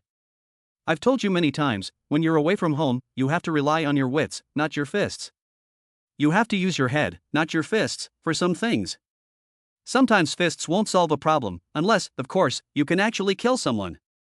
Zhao Yuejin looked like he hated to see his son's potential go to waste as he began to lecture Zhao Jiefeng. If someone makes us unable to survive, then I'll kill them. Zhao Jiefeng took a drag on his cigarette. Although he was talking about killing people, his expression was strangely calm, as if he were discussing what to eat for dinner. But I could see that his eyes were firm. As long as Zhao Yuejin nodded, he would never hesitate to kill even if it meant killing someone. This is a ruthless man. I made a mental comment about Zhao Jiefeng. They say that a dog that bites really hard doesn't bark, and it will suddenly snap when you're not paying attention. Zhao Jiefeng is undoubtedly this kind of person. Zhao Yuejin was so angry at his cousin's words that he rolled his eyes, then kicked him, rolling him to the door. Zhao Jiefeng got kicked, but there was no expression on his face. He got up, patted his bottom, took a drag on his cigarette and really walked out. This brat really pissed me off. He's just like that. Don't mind him, Eng. Zhao Yuejin took out a cigarette and lit it, taking a strong drag. When I was young, our family was poor and our parents died young. Jiefeng and I were all alone. Since we were young, we were often bullied. He doesn't like to talk, but since he was young, he likes to fight with people to the death. He is a bit stubborn, but don't worry, Eng. Jiefeng is a person who remembers grudges and also remembers people well. He will follow Eng in the future. As long as you say the word, he is really a person who dares to fight to the death with others. Zhao Yuejin looked at me while he spoke. I nodded. After spending these few days together, I have got a pretty good grasp of the character of the two Zhao brothers. Zhao Jiefeng doesn't usually say much, and is like a closed book, but he knows what's going on inside. He listens to Zhao Yuejin the most, and will obey unconditionally whenever Zhao Yuejin makes a decision. We brothers have been used to hard lives, so we cherish good times. I know a bit about physiognomy and can tell that you, brother-in, are not someone to be trifled with. You will definitely go far in the future. My brothers and I are willing to follow you around. I, Zhao Yuejin, can do anything, even if it means giving my life. Zhao Yuejin paused slightly after saying this, and continued, I just hope that you will take care of Jiafeng. I am destined to have no children in this life, and he is the only one who will carry on the Zhao family name. I looked at Zhao Yuejin and nodded. I knew exactly what he meant.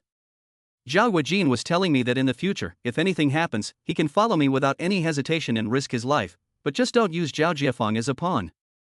He wants to leave a root for the old Zhao family. Brother Zhao, you are too serious. We have enjoyed the good life together, and I will bear the brunt of anything in the future. I said solemnly to Zhao Yuejin. I can see that you are a righteous and practical person, which is why I followed you with Jiafeng. But once you enter the world of crime, you can't help yourself. No one can predict what will happen in the future. I just hope that you can remember what I said today. Zhao Yuejin said this, grinned, revealing a mouthful of yellowed rotten teeth, reached up and ran his hand over his face, and immediately put on a lecherous smile. Damn it, I digressed. I'll approach the Buddha tomorrow and see if I can arrange a meeting.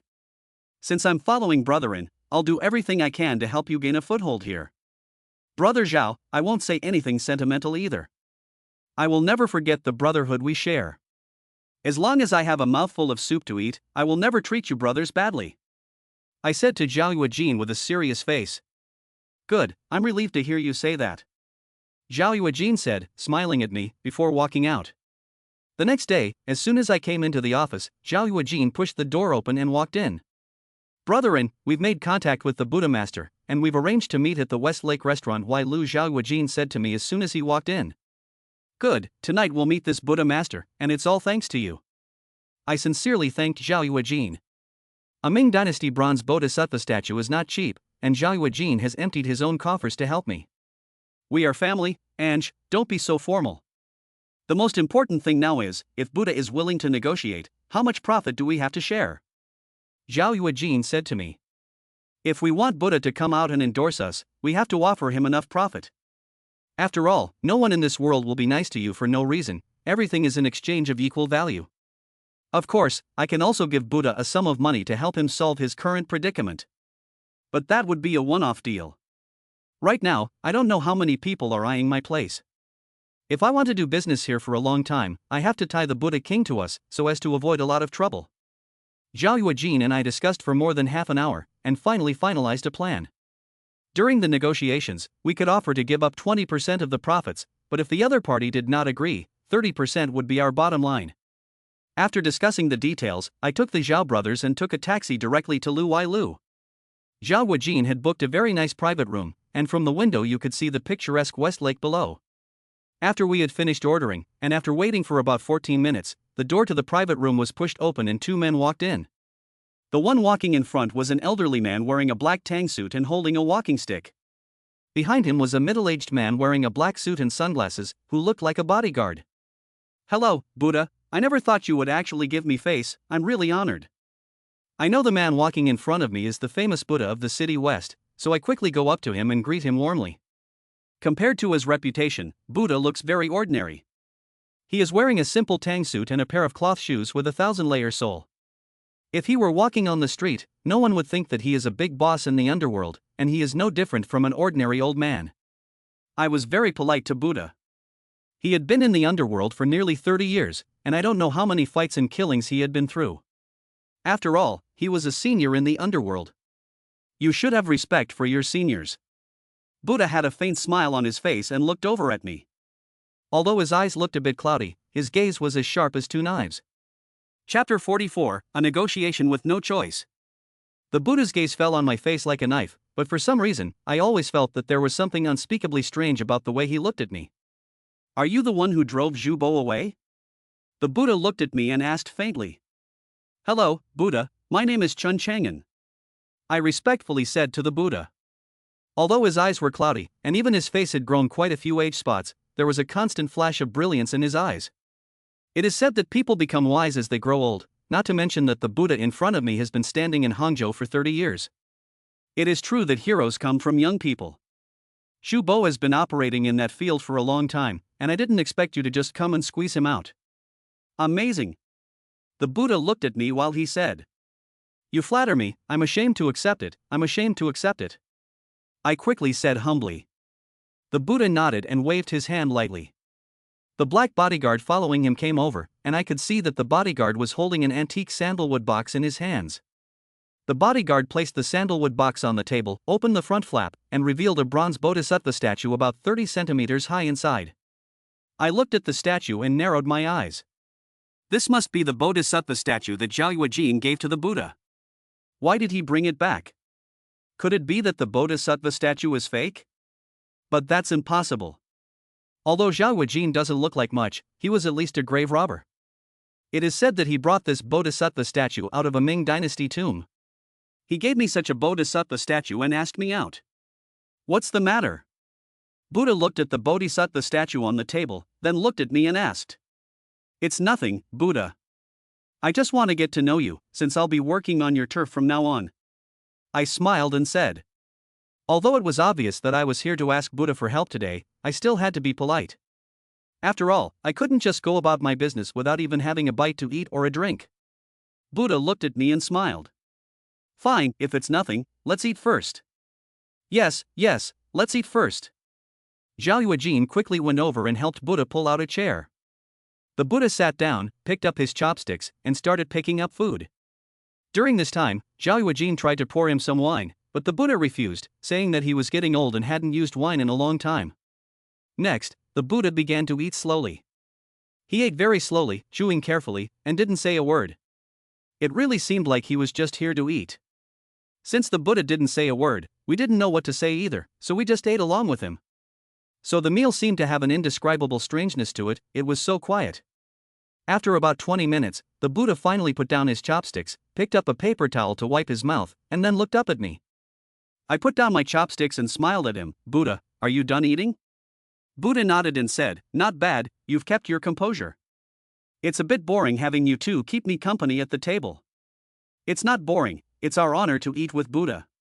Zhao Yuejin quickly added a slightly nauseatingly flattering comment.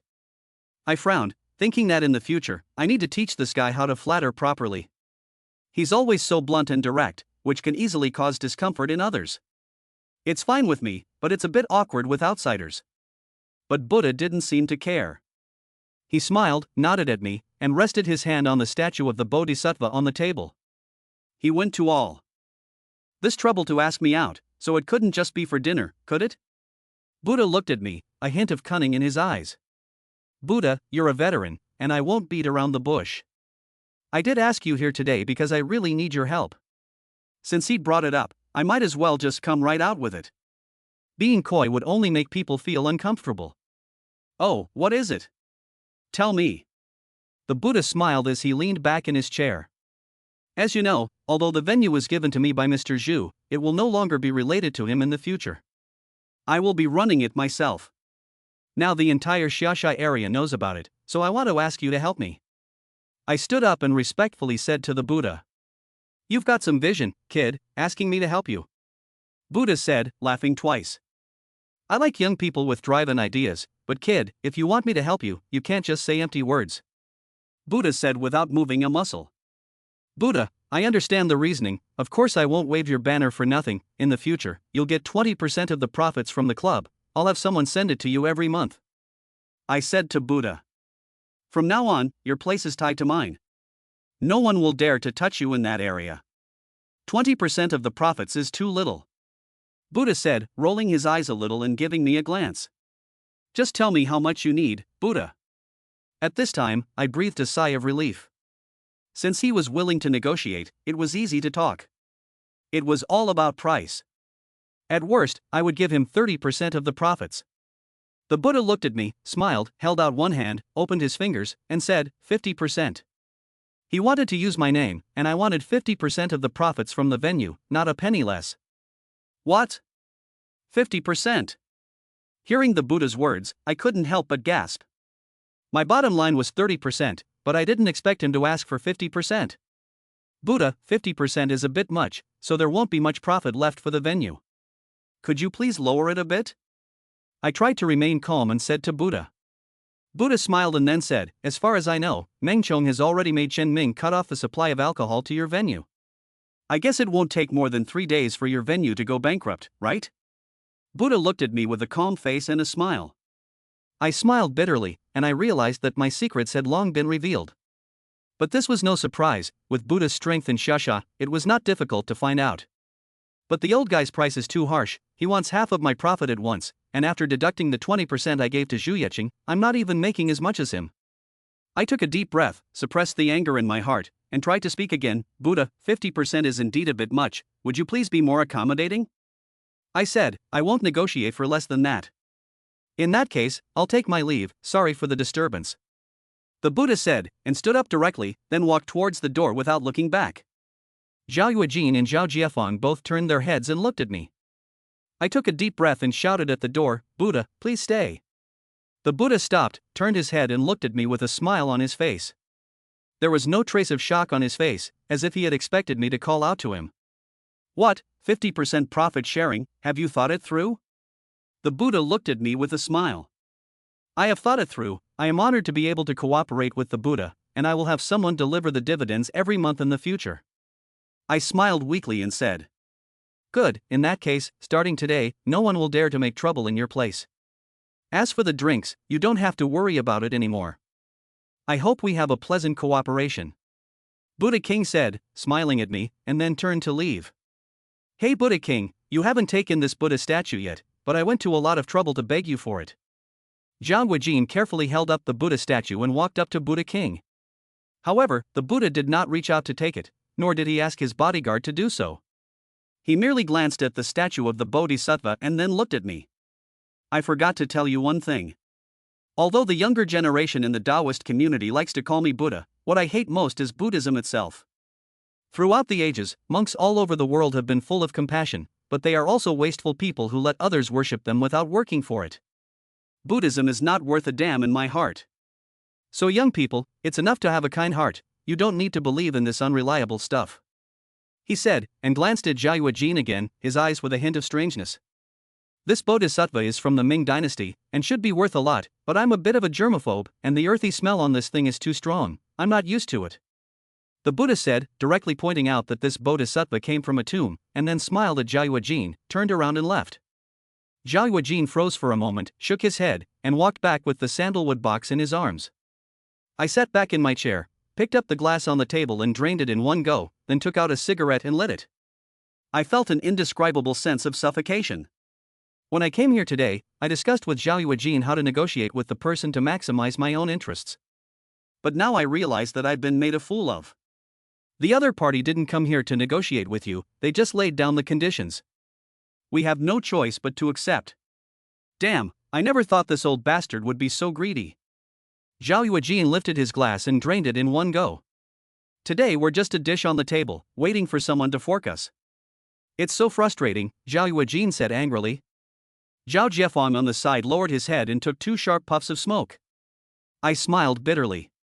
This negotiation certainly made me feel very uncomfortable, but I knew that no matter how uncomfortable it was, I had to accept it. Because now we no longer have any other choice. If we don't agree to Buddha's conditions, we simply won't be able to continue running the club. We'll have to pack up and go. So even if these conditions are really outrageous, I have to agree to them. Of course I'm furious that someone has taken such a big piece of the pie, but I know that being angry now is useless. The nature of human beings is actually no different from that of animals. Although we try our best to disguise ourselves with civilization and morality, the rules we follow are actually the same as those of animals, the law of the jungle where the weak are preyed upon by the strong. You must be strong enough to be able to negotiate with others. If you are not strong, then you can only obey the rules set by others. Unfortunately, for now at least, we are the underdog, so I can only obey the rules set by others.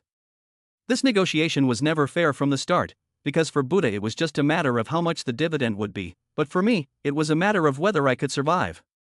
So I had no choice but to accept it passively.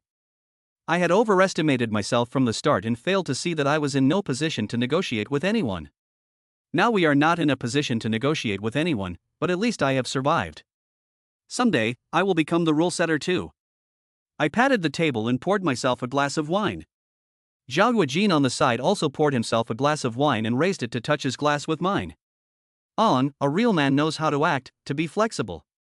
Now as long as we can survive, we just need to take things one step at a time and steadily build up our strength. I don't believe there's a day when we won't be able to climb up. I also want to follow on in the future and stir up some trouble in Hangzhou. Zhao Yuejin said, drained the wine in his cup in one gulp, then we looked at each other and laughed heartily, feeling a sense of heroic pride.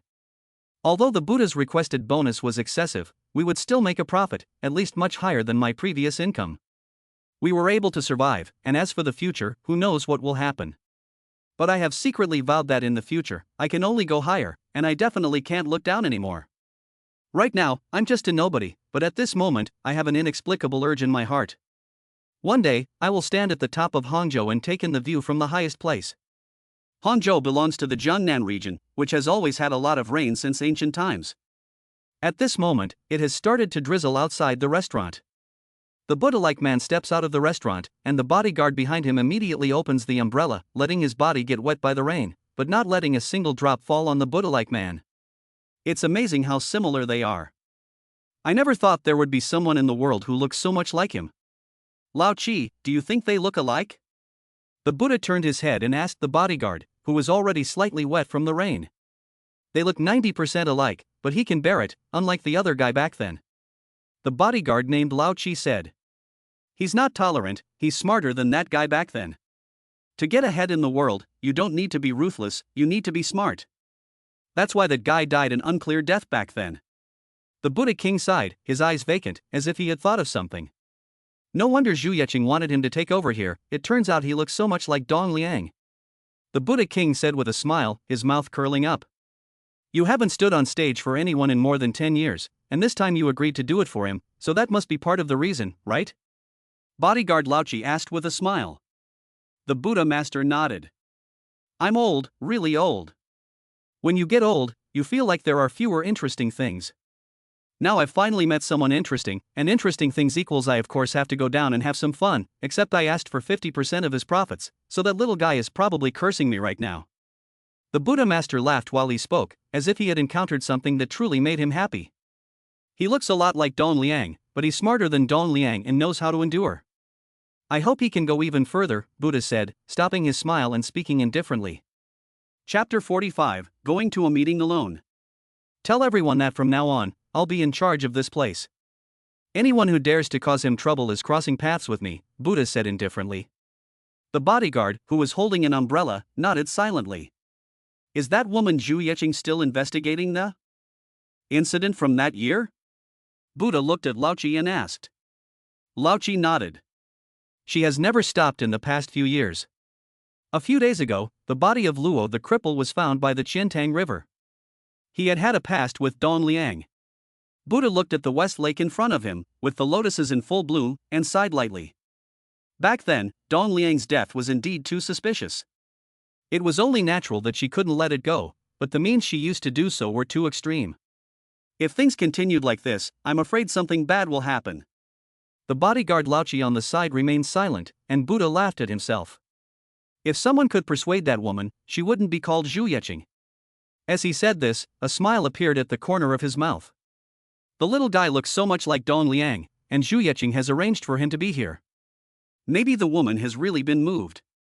No matter how vicious she acts, she is still just a woman, and she is a pitiful woman at that.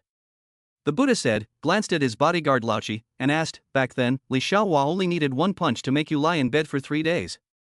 Now, if you fight him, how many moves can you last? Lao Chi suddenly turned into a long face. Buddha, why are you talking about this? It's okay, I'm just curious about how powerful that bald guy is, so that no one in Hangzhou dares to touch Zhu Yeqing. If I fight him, I think I'll still fall in one move. Lao Chi sighed and said helplessly. Really? You are a top special forces soldier and have been fighting underground black boxing for a few years, and you can't even block one of his moves? Buddha was full of disbelief. It's not the same Buddha. Our kung fu is different from his. It's not even on the same level. He uses ancient martial arts techniques that most people can't access. Lao Chi explained. Ancient martial arts techniques? Those ancient martial artists should be a very mysterious existence. It's just a pity that I probably won't have anything to do with them in my life. The two walked one behind the other, chatting as they walked, and soon disappeared into the darkness of the night. Although the Buddha asked for a lot, taking half the bonus at once, for me, the rest is still a profit. Because without his support, I simply wouldn't be able to get by. Hangzhou has been a wealthy place since ancient times. Over the past 1,000 years, countless famous and powerful people have come and gone in this city. In this society, if you want to gain a foothold and establish your own territory, it's not enough to have strength alone, you must also have a powerful backer. For someone without any connections, it is extremely difficult to stand out, no matter how capable you are. Every circle and every class has its own natural barriers. If you try to break in, you are bound to get your head broken and leave in disgrace. Therefore, one must know how to leverage the situation. In Xiaxia, Buddha Lady is the power I need to leverage. As for Zhu Yeqing, of course she is more powerful than Buddha Lady, but I cannot go to her now. Because I have already received enough benefits from her, if I even ask her to help with the management of this place, then she will not be able to see me clearly. Since I have taken over this place, I have to show my strength and be able to stand up to it. When Buddha was here, everyone was more reserved. After he left, Zhao Yuejin and I drank the entire bottle of Maotai wine we had prepared. Zhao Jiefang didn't drink, but just ate his food in silence. After paying the bill and leaving the restaurant, Hangzhou after the rain seemed to carry a sweet scent everywhere, making people's bones feel a little soft. This place has been famous since ancient times as a den of iniquity, and it truly lives up to its reputation. But behind the glamour and the revelry, the darkness also has its cruel and true side. Living the high life, surrounded by beautiful women, throwing money around, this is the glamorous life of the rich, the life that everyone envies and aspires to. But most ordinary people still lead lives like cattle and horses, thinking every day about how to earn a little more money, to be able to pay the mortgage next month, to be able to pay their son's school fees. Living in the same world in the same city, everyone's fate is different. This is the cruelty of society. Everyone lives, whether you like it or not, and from birth you are destined to live in a certain circle. And nowadays, society is very different from the time of reform and opening up in the 1980s and 1990s. Back then, if you were brave and willing to fight, you could change your class and enter a higher circle. But now, society has stabilized and the circles have solidified. For a person to enter a higher circle based on their own abilities is like a pipe dream. Just as I was looking at the West Lake in front of me with mixed feelings, the phone rang. I picked it up and saw that it was Lu Liang calling. He was the first person in the club to come to me, so as a reward I made him the shift leader. Even his girlfriend, Xiaoro, stopped entertaining guests and became the receptionist. This is what it takes to be a boss, a combination of kindness and severity to make your subordinates grateful and obedient. This is what I have learned in the past few days, and it was Zhao Yuejin who taught me. Although he is ugly, his words make sense. Ange, you come back quickly, Brother Chong is here again, and he wants to see you during roll call. Lu Liang said nervously. What, Meng Chong is here to cause trouble again? Hearing Lu Liang's words, I was furious. In the past, if Meng Chong came to cause trouble, I would be a little afraid, but today, since Buddha has already given me his support, I have nothing to fear from him. How many people did he bring? Gather the men quickly, I'll go back and give him a good beating. I said to Lu Liang. He's repeatedly brought people to my place to cause trouble. If I don't fight back, it will look like I'm losing face, and how can I keep the people in the place under control? He came alone, without any of his men. He didn't cause any trouble either, just ordered a private room and sat inside, waiting for you. Lu Liang said. Okay, I got it. I'll go back. I hung up the phone, and told Zhao Yuejin to quickly call a car. At the same time, I was full of curiosity. What the hell was that guy Meng Chong doing, entering my place alone? Did he want to imitate Guan Yu and go to a meeting alone? But I don't care who you imitate, as long as you dare to make trouble in my place, I can definitely beat him up so badly that even his mother won't recognize him. Chapter 46, Another Way. I don't care what Meng Chang's purpose is for coming here today, if he dares to make trouble in my place, I will definitely not go easy. Now that I have Buddha as my patron, I can be a little more assertive. Since Meng Chong has brought this upon himself, don't blame me for using him to establish my authority. After a while, the car stopped in front of the venue. I walked in with the Zhao Yuejin brothers. Zhao Liang was waiting at the door. As soon as he saw us coming, he immediately came up to greet us. Where's Meng Chong? I asked Lu Liang. He's still inside. He ordered a bottle of beer and didn't do anything else, Lu Liang said. I frowned and thought to myself, what the hell is going on? Meng Chong is considered a well-known big brother in this area, so how could he come to my place of business and act like a loner? Did he really think that if he came alone, I wouldn't dare to touch him? I walked into the venue, to the door of the private room, and waved to the Zhao brothers and Lu Liang, who were following me, telling them not to follow in. If he wasn't afraid to come to my place alone, I would look like a coward if I brought anyone in with me. I pushed the door open and walked in. I saw Meng Chong sitting on the sofa, smoking and frowning. If you didn't know his identity, you would definitely think he was an ordinary middle-aged man when you met him outside, and he looked a bit rustic, like he was from the countryside. I had investigated Meng Chang's background, and among the thugs, his reputation was quite good. The biggest reason why he could get up and gain a foothold here was two words: loyalty. Meng Chong was very loyal and treated his own people very well, which was recognized in the underworld. "Oh, Brother Chong, you're here to hang out with me, but why are you drinking alone and not ordering a girl to keep you company? I'll go get one for you." I walked in and said to Meng Chong with a smile. "No need, I didn't come here to hang out today." Meng Chong waved his hand. "So you really came here to cause trouble?" I sneered inwardly. "Oh, I don't know what advice you have for me, Brother Chong." I looked at him with a smile on my face. "Damn it, how dare I give you any advice? My brother, Baldy Cohen, let you beat him up and make holes in his head, and he did it in front of me, the boss." Meng Chong said angrily. "So, Cohen, you're here today?" I looked at him coldly. "I'm here today to get back my face, of course. I lost my face here, so of course I have to get it back here." Meng Chong said without any concern. "Make trouble in my place? I hope you've thought it through, Brother Chong." I warned him. Meng Chong exhaled a puff of smoke, waved his hand, and said, "Don't fucking say so much. I've already been notified. You invited the Buddha to stand by your side. I already know about this. With the Buddha here, I wouldn't dare make trouble in your place even if I were beaten to death. Then what the fuck are you here for today?" I stared at Meng Chong with wide eyes and couldn't help but swear. "If you're afraid to start a fight, then why did you come here and specifically ask to see me? You're just being a show-off." "Damn it, I'm afraid to start a fight here, but the other day you rubbed my face into the ground in front of my men, and I can't swallow that," Meng Chong said, throwing the cigarette butt in his hand onto the ground and stomping on it a few times. "It's not good to litter with cigarette butts, Brother Chong.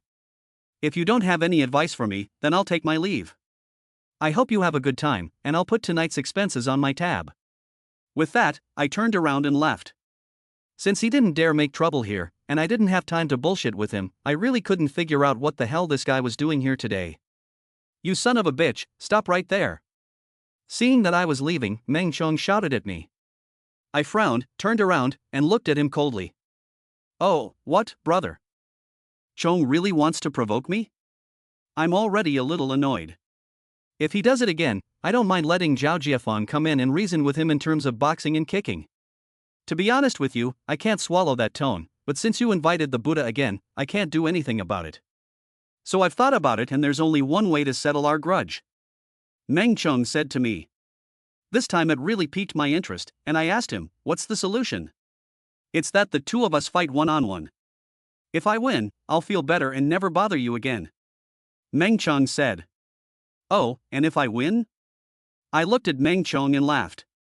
"What the hell kind of era is this, and you still use such a primitive method as a one-on-one fight? It seems that this Meng Chong is an interesting person. How could I lose?" Meng Chang's eyes widened in disbelief. "That's hard to say. We'd better make it clear, otherwise if you really lose, I'm afraid you'll regret it," I said. "Damn it, go out and ask around. I, Meng Chong, have been messing around for so many years, when have I not kept my word? If you really can beat me, I'll be your little brother from now on," Meng Chong said brashly. "Oh, you said it yourself, don't regret it later. Big man, once you said something, you have to stick to it. If I lose and don't admit defeat, I'll be your son," Meng Chong blushed. "Okay, Brother Chong, let's do it here, shall we?" I asked him. Meng Chong glanced around the room and reached over to pull the table over to one side. This gesture made me feel a little better about him. It turned out that the saying on the streets that Meng Chong was a simple man was indeed correct. I studied Taekwondo for 2 years in college. I'm not saying I'm good at it, but I think it should be enough to deal with Meng Chong. What I hate most is fighting with people, especially the barbaric and primitive way of one-on-one fighting. Who the hell would fight if they could win by arguing? I guess only simple-minded guys like Meng Chong would fight with someone at the drop of a hat. The reason I agreed to his request to fight is that I now appreciate him a little. Meng Chong is loyal and simple-minded, and is a very suitable person to be a lackey. Are you ready? I'm going to start. I'll tell you, my fists are not light, so you better watch out. Meng Chong moved his wrists a little and said to me, "Just come at me." I smiled and nodded at him. Meng Chong didn't waste any more words and charged at me. I quickly stepped aside, grabbed his fist, and then turned around and threw him onto the ground with a backflip. With a muffled thud, the ground shook a few times. The door to the private room was pushed open violently, and the brothers Zhao Yuejin and Zhao Jiefeng rushed in. Zhao Yuejin glanced at Meng Chong, who was lying on his back on the ground, and asked me in a daze, "Ange, what's going on here?" Chapter 47, I wish Yi Ching well. Damn it, as the saying goes, youth is fearless in a fight. I lost, I admit it. Before I could say anything, Meng Chong got up off the ground. Looking at the way this guy was grinning, I could tell that the fall wasn't that bad. Meng Chong walked up to me, bowed his head, and said, "Brotherin, you keep your word. From now on, I, Meng Chong, will be your man. If you need anything, just tell me. If I frown even once, I'm not a real man. I'll leave you alone for now." Meng Chong finished speaking and turned and left in the shocked gaze of the two brothers Zhao Yuejin. "What's going on, and go?" Zhao Yuejin asked me with a puzzled look as he tousled his greasy, parted hair trader's hair. To be honest, I was a little confused by what Meng Chong just did. Although Meng Chong is a bit straightforward, he is considered a big brother in this area. It was already abnormal for him to come to me alone to fight one-on-one today. The key is that after losing the fight, he didn't hesitate to recognize me as the boss, which is even more unreasonable. I'm not narcissistic enough to think that I have some amazing charisma that makes people recognize me as the boss just by meeting me. Could it be that Meng Chong did it on purpose, that someone told him to do it? I frowned. Regardless of whether someone told him to do it or if he really is like that, no matter how you look at it, this is not a bad thing for me. Meng Chang's territory is here, and with him as my underling, if I have any trouble in the future, I can just go to him directly. Inside the office, Zhu Yeqing was standing in front of the huge French windows, looking out at the hazy night view of Hangzhou's lights. His brow was slightly furrowed, and he was wondering what he was thinking. The office door opened, and Li Xiaohua walked in. Zhu Yeqing heard the sound, but he didn't turn around at all. Because the only person who could enter her office without knocking was Li Xiaohua. "How has it been going recently?" Zhu Yeqing asked indifferently. "Didn't you say that you were handing over that place to him and you wouldn't be asking any questions?" Li Xiaohua said with a hint of mockery. It was estimated that in the whole city of Hangzhou, only Li Xiaohua dared to speak to Zhu Yeqing in this tone. A barely perceptible flash of shame and anger flashed across Zhu Yeqing's face, but it quickly turned cold again. I was afraid that he wouldn't be able to get along there and would be driven back in disgrace," Zhu Yeqing said coldly. Li Xiaohua, with his bald head, shrugged his shoulders and looked at Zhu Yeqing with some helplessness. Now, he was probably the only person in the world who knew this woman best. On her wedding night, Dong Liang suddenly died of a sudden illness, and the blood he vomited dyed her cheongsam red. At that time, she was so helpless and pitiful. The entire Hangzhou city did not know how many people were eyeing the assets left behind by her and Dong Liang. Li Xiaohua would never forget the look on Zhu Yeqing's face when she arrived in Hangzhou city and saw him crying his heart out. But after that day, he never saw this woman cry again. For so many years, no matter the season, she always wore a bright red cheongsam. Everyone in Hangzhou knew that she was a ruthless, cold-blooded widow, but only Li Xiaohua knew that she was actually a deeply affectionate person. She loved Dong Liang, the kind of love that was willing to give everything for him. If Dong Liang had not died that year, she might now be living the life of an ordinary woman, taking care of her husband and children. Unfortunately, Dong Liang died, and it was on their wedding night. After Dong Liang died, no man was able to make her look twice, until that guy who looked like Dong Liang appeared. Li Xiaohua understood Zhu Yeqing, and he knew that Zhu Yeqing had seen a flicker of my heart. Of course, it was definitely not that she had fallen in love with me at first sight.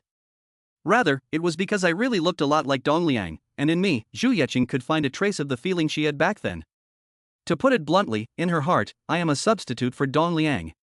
Li Xiaohua of course knows this, but he likes it very much and also hopes that Zhu Yeqing can change, at least she should become a little more like a woman.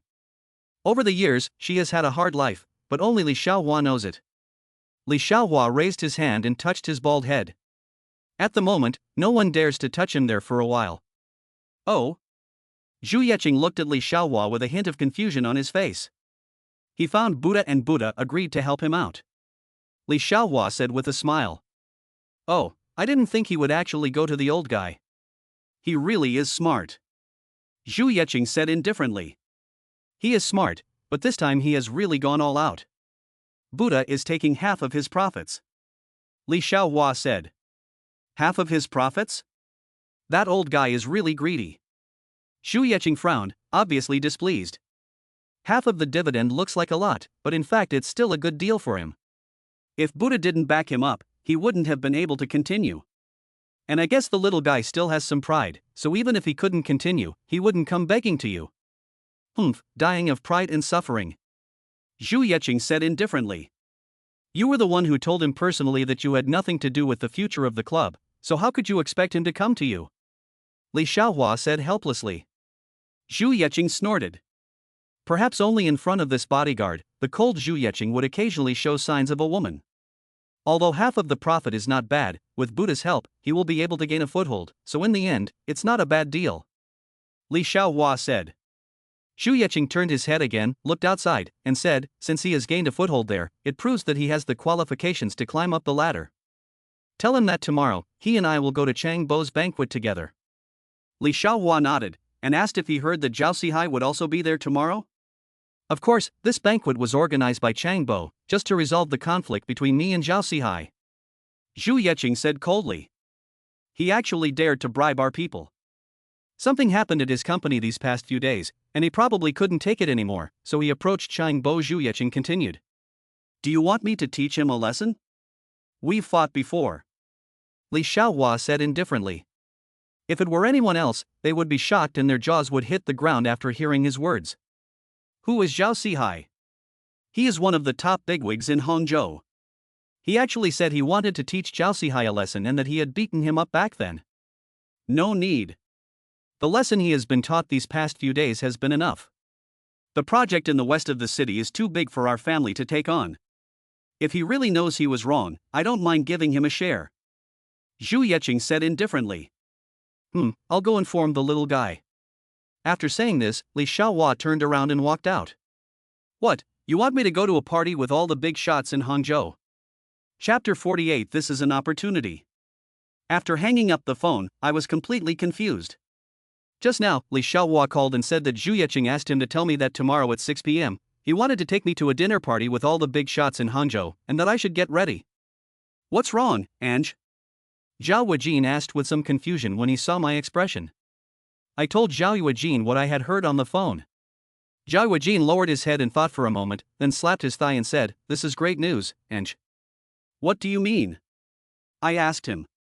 Zhu Qing's kind of woman, it is difficult for ordinary people to meet her. The parties she attends are definitely not attended by ordinary people, and ordinary people simply cannot blend in with her circle. Now she is taking you, which shows that you have been able to quickly gain a foothold here, and you have already caught her eye. Zhao Weijin said to me with some excitement. I lit a cigarette and pondered Zhao Weijin's words. The more I pondered, the more sense it made.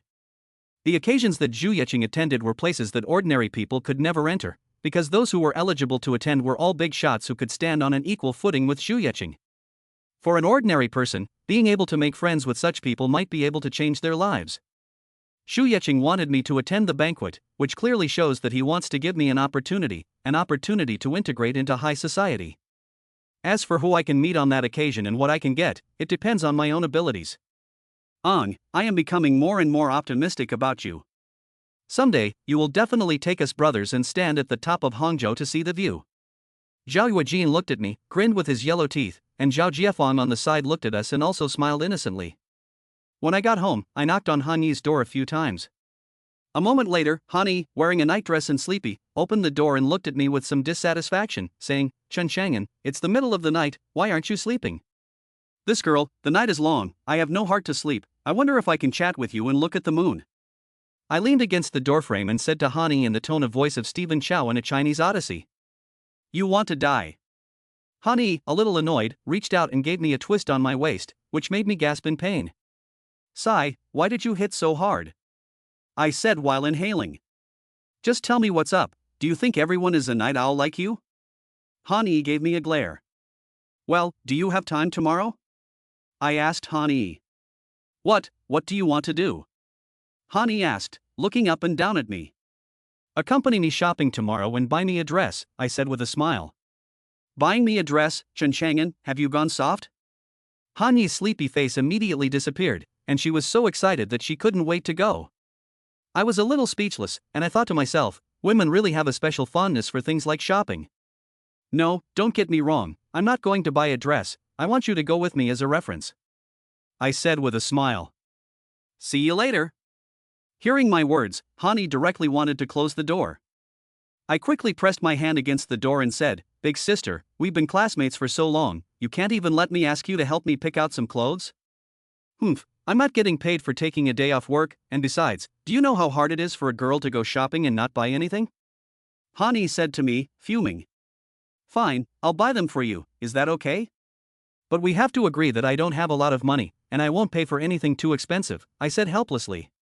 Humph, you still have some conscience, I promise. Han Yi immediately smiled. Okay, I'll see you tomorrow. Seeing that she had agreed, I turned around and left directly. Chen Chang'an, you heartless thing, don't you even say thank you? Han Yi behind me said with some dissatisfaction. Okay, thank you my little sister-in-law. I helplessly turned back and expressed my gratitude to her. Humph, that's more like it. Don't wake me up so early tomorrow. Since I'm not going to work, I want to sleep in.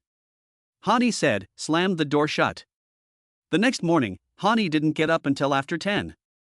After getting up, we had a quick breakfast and then went to the mall. Tonight's banquet is very important to me, and it's attended by all the big shots in Hangzhou, so I gritted my teeth and bought myself a suit. It cost me more than 20,000 yuan, which made me feel bad. Although Han Yi said she was going to rip me off, she hardly bought anything, except for a glass bracelet in the accessory store that cost less than 200 yuan. After shopping until noon, I treated Han Yi to a big meal to make up for my loss. Han Yi had been in a good mood all morning, and I had an indescribable feeling, one that was similar to that of my first love. After dinner, Han Yi went to the office, and I went home to change clothes and look at myself in the mirror. It is said that people rely on clothing, and this is not at all false. Wearing a suit that cost more than 20,000 yuan, no matter how I looked at it, I really looked a bit like a person. When I arrived at the venue, Zhao Yuejin and the others surrounded me and started flattering me again, which was really disgusting. He said that I was really a handsome guy, like Panin, and that if I walked down the street in this state, the girls would go crazy for me. I told the guy to shut up, not because I thought his flattery was too nauseating, but because the guy's saliva had splashed onto my clothes, which made me feel a little distressed. I stayed at the factory until about 5:30 p.m., when Lu Liang walked into the office. Brotherin, there's a car outside that says you're going out. I quickly stood up and walked outside. I knew it was Zhu Yeqing and Li Xiaohua, and I didn't dare let them wait for me. When I got outside, Zhu Yeqing's tough off-road vehicle was parked at the door. I glanced inside and saw Zhu Yeqing sitting in the passenger seat. I opened the back door and got in. How are the preparations going? Li Xiaohua turned around and smiled at me. The thought of Zhao Yuejin saying that he was probably gay made me break out in goosebumps when I saw Li Xiaohua's smile. Almost ready, I said. There is a custom-made suit for you in the back, change into it, Zhu Yeqing said lightly. Ah, this one I have on was just bought, I quickly said. Change into it, this one is custom-made by hand and costs over 100,000. Li Xiaohua smiled at me again. Chapter 49, I'm her cousin. Made for me? I looked at Zhu Yeqing's back and said incredulously. I just don't want you to embarrass me, Zhu Yeqing said coldly. Although her tone was still cold, for some reason, I could hear a kind of stubbornness in the little girl. How could this feeling appear in her? I shook my head, smiled bitterly, and felt that I must have been hallucinating. Li Xiaohua glanced at Zhu Yeqing, smiled, then glanced at me again and said, try it on. Then he turned around and started the car. I took the clothes bag in the back seat, and inside was a dark blue suit. The fabric had a sense of luxury that could be felt with the touch of the hand, and even the buttons on it gave off the luminescence of precious stones. This suit was definitely not cheap. Li Xiaohua said it was worth more than 100,000 yuan, and I was afraid he wasn't lying. I was a little excited. A suit costs a fucking 100,000 yuan. The corruption of the rich is really something I could never have imagined before. But I really want this kind of corruption. I took off my clothes and put this one on, and found that the size just fit. I looked at Zhu Yeqing strangely, wondering in my heart how she knew my size. It was a custom-made suit that fit perfectly, and this woman's abilities were really too powerful, so powerful that it made me feel a little scared. Li Xiaohua drove the car to the parking lot in front of the Hentang Heavenly Palace, the most luxurious hotel in Hangzhou. This is the restaurant with the highest spending in Hangzhou, and the average person simply cannot afford to spend here. And on the top floor here, not many people in the entire city of Hangzhou have been. Because the ballroom on the top floor is only for the truly powerful and wealthy to enter. As soon as we walked to the door, a waiter respectfully came to show the way, taking us into the elevator and directly pressing the button for the top floor. As the elevator started to rise, I felt a little bit of uncontrollable nervousness, or rather excitement. It made my palms sweat. I am a country boy. After graduating from university, I have been working hard every day in Hangzhou for a few years, and then taking a salary that can only solve my own food and clothing problems. This kind of grand gathering, I can only see in movies or in fantasy novels. I never thought that one day I would also come to this kind of party. The moment the elevator door opened, I took a deep breath and tried my best to remain calm. Zhu Yeqing glanced at me deliberately or unintentionally, and seemed to be very satisfied with my performance, nodding slightly. Outside the elevator was a huge, magnificently decorated banquet hall. Inside the banquet hall were all kinds of food and wine, and there were a dozen people in groups of 3 or 5 chatting about something. Zhu Yeqing's appearance immediately attracted the attention of those people, and they all came over with humble smiles. The president of the Changfeng Group, the chairman of Lisan Company, the internet tycoon Niu Yun from Hangzhou City. Looking at these people coming over, I couldn't help but feel secretly shocked. These people are usually rare and important people, and today they have all appeared here. However, they all acted respectfully in Zhu Yeqing's presence, politely and gentlemanly greeting him. President Zhu, good. Mr. Zhu, you're here. Although facing these upper-class figures, Zhu Yeqing's face remained cold, without a trace of a smile, and he only nodded slightly. At this time, inside the banquet hall, the door to a room was opened. It was a small private room. An old man with gray hair, leaning on a dragon-head cane and wearing glasses, stood in the doorway, smiling and looking at Zhu Yeqing. Yi Qing, you're here, come in quickly, everyone is waiting for you. The old man said to Zhu Yeqing with a smile. There are only a handful of people in the entire Hangzhou city who dare to call Zhu Yeqing Yi Qing, and the old man in front of him is one of them. He is Chang Bo, a name that is as well known as thunder in Hangzhou. Chang Bo's name is Chang Jian, a native of Hangzhou. In his early years, it is said that Chang Bo was originally a little beggar who wandered the streets. When the reform and opening up began, he somehow became involved with Southeast Asia and gradually became the richest man in Hangzhou by reselling supplies. And he has held the position of richest man for more than 10 years. Chang Bo's favorite thing to do is to mentor the younger generation. Almost all of the entrepreneurs in Hangzhou who are counted now received his help when they first started. Therefore, Chang Bo is an extremely special presence in Hangzhou, and almost everyone respects him very much. Even Zhu Yeqing had to maintain his respect in front of him. As I looked around, I saw a stern-looking man in the small private room. I had seen that man before. It was none other than Zhu Yeqing's longtime business rival, Zhao Sihai, who had once boasted that he would get Zhu Yeqing into bed. Seeing that Zhao Sihai was also in the small private room, I immediately understood the significance of this gathering. This was an event hosted by Chang Bo, who intended to ease the relationship between Zhu Yeqing and Zhao Sihai. Last time, Zhao Sihai bribed the manager of Zhu Yeqing's company, which I discovered, and the matter was considered to have failed. However, Zhu Yeqing's character was destined not to be the kind of person who would take the beating without saying a word, so during this period of time, Zhu Yeqing and Zhao Sihai have been fighting fiercely. They are both big figures in Hangzhou, so the fight is bound to involve many people in Hangzhou. As the most senior member of the Hangzhou business community, Chang Bo, of course, will not sit idly by. He wants to appease Zhu Yeqing and Zhao Sihai. Of course, there is only one solution to this kind of grudge between the upper echelons, and that is interest. As long as the interests can be negotiated, there will be no conflict.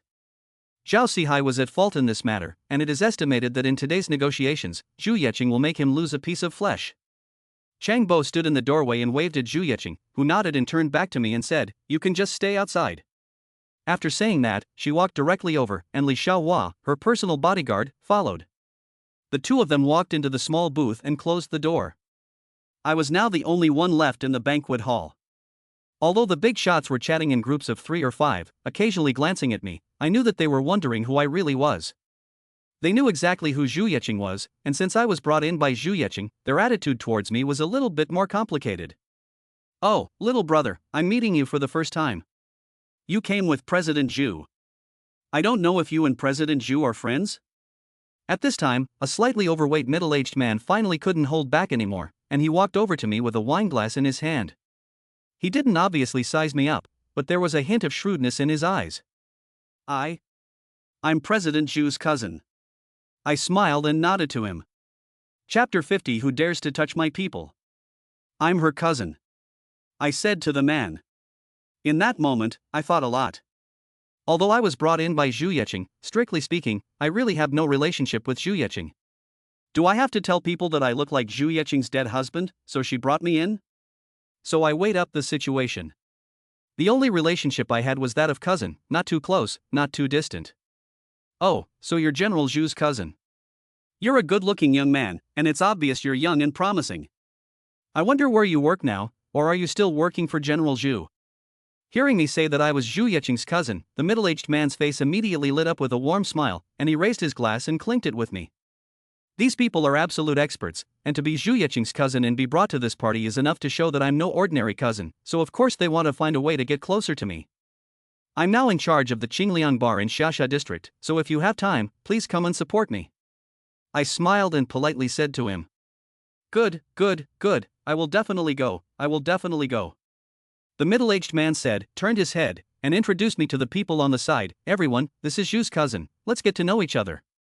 I glanced at the middle-aged fat man and my impression of him improved a little. This is a smart man, afraid of embarrassing me, he deliberately introduced me. Hearing his words, the crowd immediately gathered around, one by one raising their glasses to clink with mine, and then politely chatting. "Chen Chang'an, why are you here?" Just as I was exchanging pleasantries with the crowd and trying to remember their names, a familiar voice rang out in front of me. I looked up and saw 3 people appear in front of me, 2 men and a woman. I didn't know the older man, but I knew the other 2 well. In particular, I was extremely familiar with the woman. It was none other than my ex-wife, Gu Miao. The man standing next to her was her adulterer, Luan. Gu Miao. Seeing them made me feel sick to my stomach, and I couldn't help but frown. I had heard Gu Miao mention Luan's company before. The chairman is his father, and he is considered a big shot in Hangzhou.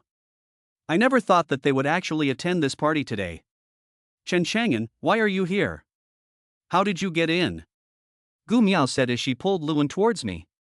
Luan had a mocking smile on his face. "Country bumpkin, do you know what kind of occasion this is?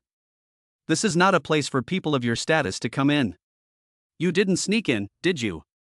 Gu Miao and Luan stood in front of me, looking up and down at me, as if they were looking at a suspect.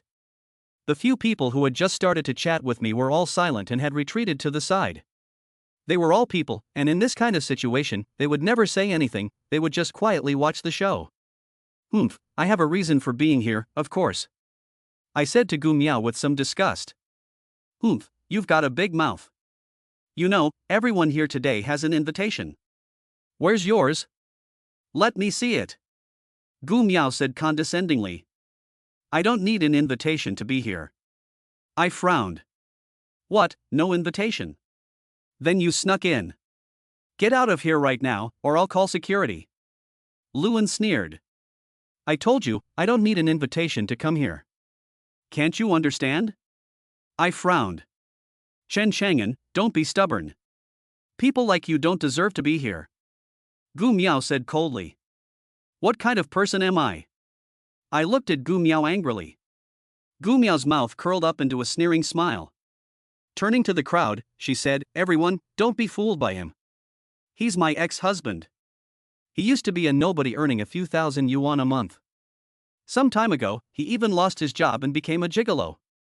What, he's a gigolo? This can't be. Hearing Gu Miao's words, everyone was shocked and looked at me, pointing and talking. Gu Miao, you bitch, shut up. I couldn't hold back anymore and yelled at Gu Miao. Ouch, you've got a temper. You're only good for being a gigolo, what makes you qualified to be here? Get out of here. Luan, who was standing nearby, sneered at me as well. Last time, because of Zhu Yeqing, the 2 of them suffered a loss and left in disgrace.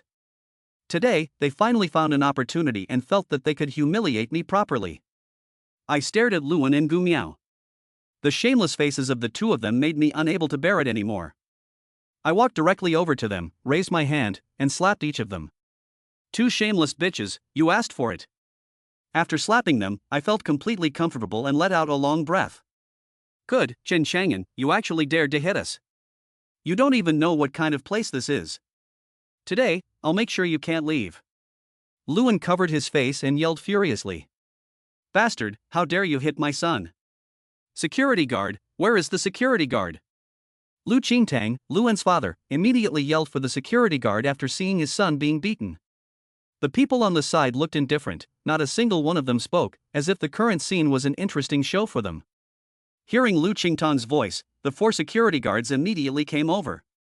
This man dared to hit my son, now immediately arrest him. Lu Qingtang said to the security guards. The 4 security guards glanced at me, but did not move. They are not stupid, everyone who can come here is an important person, and they are not offended. They will definitely not move until they know the situation. He sneaked in without an invitation, don't be afraid of him. At this time, Gu Miao shouted again. Sorry sir, please show us your invitation. A security guard politely said to me. I don't have one. I said directly. See, I was right, he sneaked in here. Catch him. Gu Miao spoke again. Catch him and make him kneel down and apologize to me. This bumpkin dared to hit me, I want him to pay back double. Luan began to urge the security guard. Sorry sir, since you don't have an invitation, we'll have to ask you to leave. The 4 security guards glanced at each other and walked towards me. I took a deep breath and prepared to fight. Although I might not be able to defeat all 4 of them, I had to fight for my dignity. I dare you to touch my people. At that moment, a domineering voice sounded, and Zhu Yeqing and Li Xiaohua walked over one after the other. Chapter 51. So what if I bully you? Zhu. President Zhu. Seeing Zhu Yeqing appear, the onlookers began to avoid her. People's names cast a long shadow, and this woman, Zhu Yeqing, had a huge reputation in Hangzhou. The legends, true or false, that surrounded her gave her a powerful aura. No one would want to offend such a woman. To offend her was like being targeted by a poisonous snake, which might bite at any time and take your life. Seeing Zhu Yeqing walking over, the 4 security guards immediately bowed respectfully. Get out! Zhu Yeqing said indifferently. It was just one word, but the 4 security guards immediately trembled, not daring to say a word, and turned around to leave. Zhu Yeqing looked at Lu Qingtang and said indifferently, Did you just ask him to get out? Although Lu Qingtang is also a well-known figure in Hangzhou, he is in no way comparable to Zhu Yeqing. At this moment, under the gaze of Zhu Yeqing, cold sweat ran down Lu Qingtang's head, and his legs could not help but tremble slightly. I'm sorry, Mr. Zhu, it's our fault for not recognizing you. We didn't know that he was your man, said Lu Qingtang, wiping the sweat from his head. At this moment, Zhu Yeqing stood in front of a crowd of celebrities, his aura indescribably powerful. Luan and Gu Miao on the side had been so shocked that they didn't dare to say a word. Zhu Yeqing glanced at Luan and said indifferently, I was wondering who was so bold as to dare humiliate my people, and it turns out to be you, the son of Boss Lu. Zhu. Yeqing's words did not reveal his emotions, but the cold sweat on Lu Qingtang's head flowed even more fiercely. This son of a bitch, he has eyes but cannot recognize Mount Tai. After I go back, I will definitely fix him properly, Lu Qingtang said. Oh, fix him? You don't need to do it yourself for this one, Zhu Yeqing said. President Zhu, you. What do you mean? Lu Qingtang looked at Zhu Yeqing nervously. I think you know what I mean. You should pay the price for doing wrong things and saying the wrong things. He is your son, no exception. Zhu Yeqing said, glancing at Li Xiaohua standing next to her. Li Xiaohua walked with a stern face to Luan and Gu Miao. Li Xiaohua was more than 1.9 meters tall and extremely burly, like a black tower. Coupled with the bald head with peony tattoos, he gave a full sense of oppression. What do you want? Luan was completely dumbfounded and asked Li Xiaohua with a shaky voice. Li Xiaohua just gave him a cold glance and didn't say anything, then raised his arm and slapped him. The slap hit Luan's face, and with a dull sound, Luan flew up in the air. The poor Luan spun in the air for a while before crashing to the ground, motionless. Li Xiaohua's attack made everyone in the arena gasp in awe, once again witnessing the unearthly strength of this bald man. You should be very grateful that I never hit a woman. Li Xiaohua glanced at Gu Miao, who had been so scared that she had burst into tears, and turned around and walked back. My son! It was only at this time that Lu Qingtang reacted, crying out and rushing to Luan's side. After checking him over, he knew that his son had just fainted, and he let out a sigh of relief. Luan's current appearance was appalling. Half of his face was swollen, and his face was a blur from either a nosebleed or blood from his mouth. However, he should be grateful that Zhao Jiefang had once said that a martial arts master of Li Xiaohua's level could easily kill a cow with one punch, and it was a big, strong water buffalo at that. Today, it was impossible to kill someone in such an occasion, so Li Xiaohua held back. Otherwise, with his strength, slapping Luan to death would not be much different from swatting a fly. President Zhu, why did you hit my son? I have already apologized to you. Lu Qingtang hugged his son. Although he would never dare to provoke Zhu Yeqing in normal times, now that his son had almost been beaten to death, Lu Qingtang's anger had overcome his fear of Zhu Yeqing. Zhu Yeqing sneered. As I said earlier, people must be responsible for what they do and say. He just said those words, so he should be punished. You're too much. You're too much, Zhu Yeqing. You're too much. Lu Qingtang could no longer control his anger and yelled angrily. Zhu Yeqing gave him a cold look and said indifferently, I'm bullying you. What do you have to say about it? Once Zhu Yeqing spoke, the entire banquet hall fell silent, and the atmosphere became a little strange. Zhu Yeqing still stood there quietly, as if those words had just been an ordinary sentence, without any domineering air. But it was this simple sentence that made Lu Qingtang freeze in his tracks. Yes, she is Zhu Yeqing, and even if this woman really bullied him, what could he do? Just now, he actually accused her. The cold sweat on Lu Qingtang's head, which had already subsided, suddenly came down. He quickly got up from the ground and walked up to Zhu Yeqing, his head bowed deeply. I'm sorry, President Zhu, I was just too excited just now, it was my fault for saying the wrong thing, please forgive me.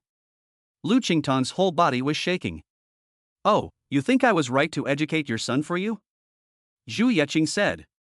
Yes, you were right, I hope he can remember this lesson. Lu Qingtang said in a humble voice.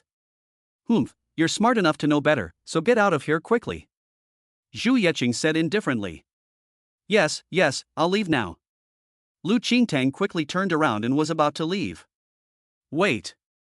Zhu Yeqing suddenly spoke again.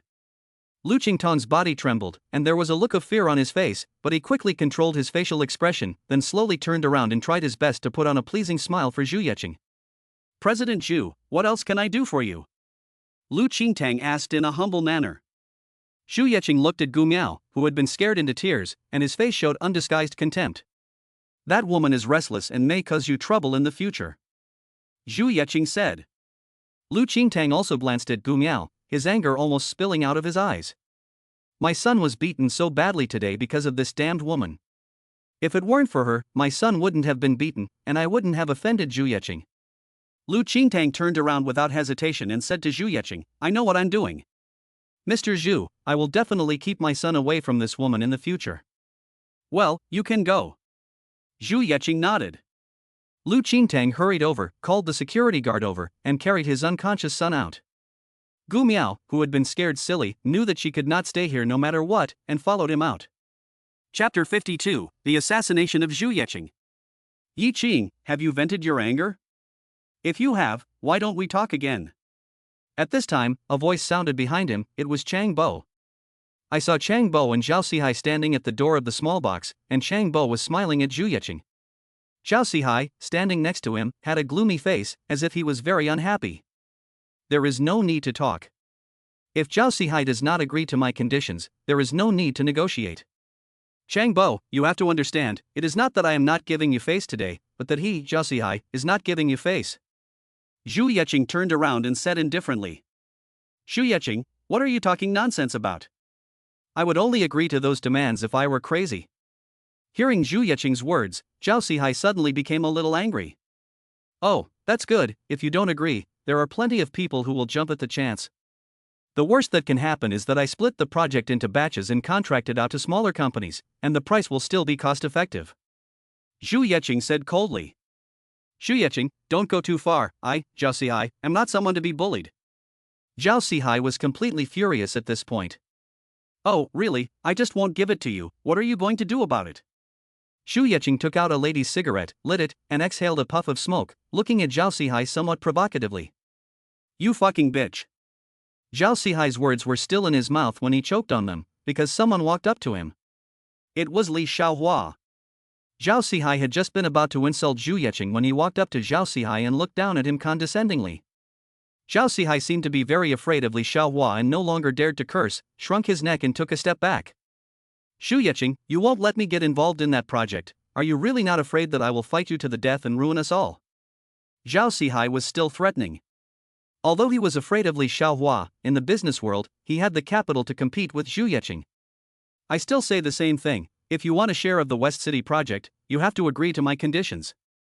You bribed my company's executives. This is not over. You must personally come to my company to apologize," Xu Yeqing said. "Xu Yeqing, don't even think about it." Zhao Sihai was already incredibly angry. It was obvious that the negotiation had broken down. "Okay, stop fighting. You're making a fool of yourself. In business, harmony is precious. It's all about making money. What's the point of getting angry? Calm down, both of you."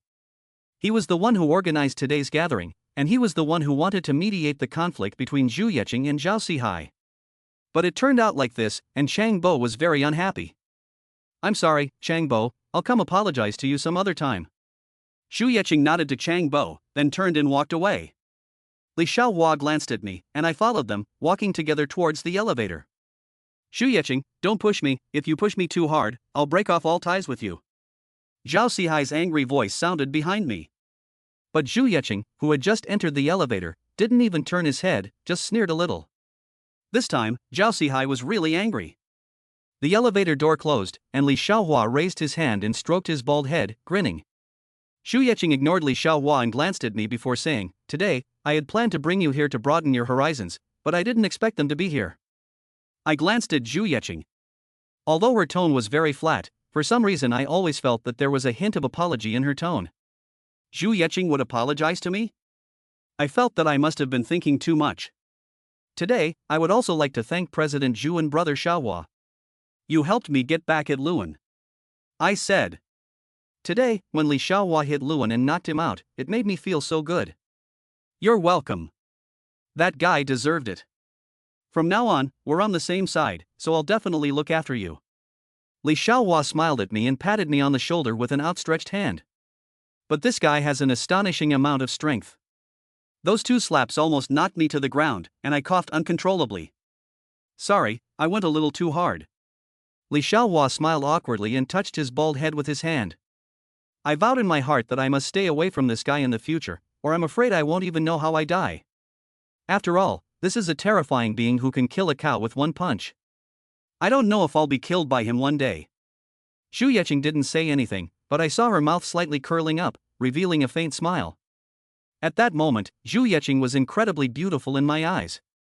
After getting out of the elevator, Li Xiaohua drove the car over. This time, Xu Yeqing sat in the back, and I sat in the passenger seat. Along the way, Li Xiaohua and I chatted idly, while Xu Yeqing leaned back, eyes closed, not saying a word, and I didn't know if she was asleep. Just then, Li Xiaohua's car suddenly slowed down. I looked up and looked forward, and saw that the road ahead was blocked off, with police officers on duty and a police cordon. Seeing our car, a police officer came over and politely saluted. "Comrade policeman, what's going on?" Li Xiaohua asked, opening the car window. "Sorry, there was a car accident ahead, 2 trucks crashed into each other, so this section of the road is temporarily closed. Please find another way around," the policeman said politely. Li Xiaohua nodded, reversed the car and adjusted the direction. Since there was a car accident, they had to take a detour. Originally, it would only take about 20 minutes to get to Xu Yeqing's company by taking this road. However, now that the road was closed, they could only take a small road, which was a relatively remote and desolate road on the outskirts of the city. Taking this road will probably take an extra 20 minutes. This small road is relatively remote, so there is basically no traffic during normal times. It is now the early morning of the night, so there is only one car on the road. Everything looks peaceful, but for some reason, my right eyelid suddenly started twitching, and I felt extremely panicked. Car headlights appeared ahead, and 2 cars came one after the other, a truck and a van following behind. I glanced at the van and suddenly noticed that it didn't have a license plate. Something's wrong. My heart was pounding, and I subconsciously shouted out. Just then, the large truck that was about to pass us by suddenly turned around and headed straight for Zhu Yeching's car. Oh no! Li Xiaohuan yelled, quickly turning the steering wheel. Unfortunately, it was already too late. With a loud crash, the SUV was directly knocked into the air. Chapter 53, Gunshot, Escape. The moment the car flew up, I had only one thought in my head: this car accident was a murder targeting Zhu Yeching. Then came a dizzying roll. When the spinning finally stopped, the car had been knocked directly into the roadside ditch. I felt like every bone in my body was about to fall apart, and there wasn't a single part that didn't hurt. The intense pain made me almost faint. Are you okay? At this time, Li Xiaohua's voice sounded next to me. I saw a terrifying cut on his forehead made by the glass, and his face was covered in blood. At this moment, Li Xiaohua's face was full of anger, and the anger in his eyes was about to erupt. In the darkness, his face was covered in blood and his eyes were full of anger, which was chilling, as if he were a killing god from hell. I'm fine. I took a deep breath and felt that apart from the pain, there didn't seem to be anything seriously wrong with me, at least none of my bones were broken. Someone is targeting President Zhu, I said to Li Xiaohua. My mind was now clear as a bell. This was a murder targeting Zhu Yeching. From the beginning, when the road was blocked, it was the person behind the scenes who set it up, forcing us to take this small road and then attacking us. The fact that that person was able to cause a car accident proves that his strength is definitely not average. Of course, how could someone who dares to assassinate Zhu Yeching be an average person? Over the years, Zhu Yeching has been in existence that almost no one in Hangzhou dares to provoke. Who on earth would dare to do her in? I looked back and glanced at Zhu Yeching. I saw her with her eyes closed, leaning against the back seat, with a bump on her head, and I didn't know whether she was dead or alive. I quickly reached out and checked her breathing. I was relieved to see that Zhu Yeching had just fainted and was not dead. Is she okay? Li Xiaohua, who had been staring out the window, asked me. She should just be unconscious. As for whether she has any other injuries, I don't know yet. I told him. We'll figure out a way to get her out of here later. Li Xiaohua looked at me and said solemnly. I looked into Li Xiaohua's eyes, and it suddenly occurred to me that behind the truck that just hit us, there was also a van without license plates. There was no way that was a coincidence. So there must be someone in that van. Bang, bang, bang. At that moment, there was a dull sound outside, followed by the car window being smashed to pieces, and sparks flashing on the car body from time to time. Those were bullets, someone was shooting at us. I quickly ducked my head, and the moment I did, I glanced outside.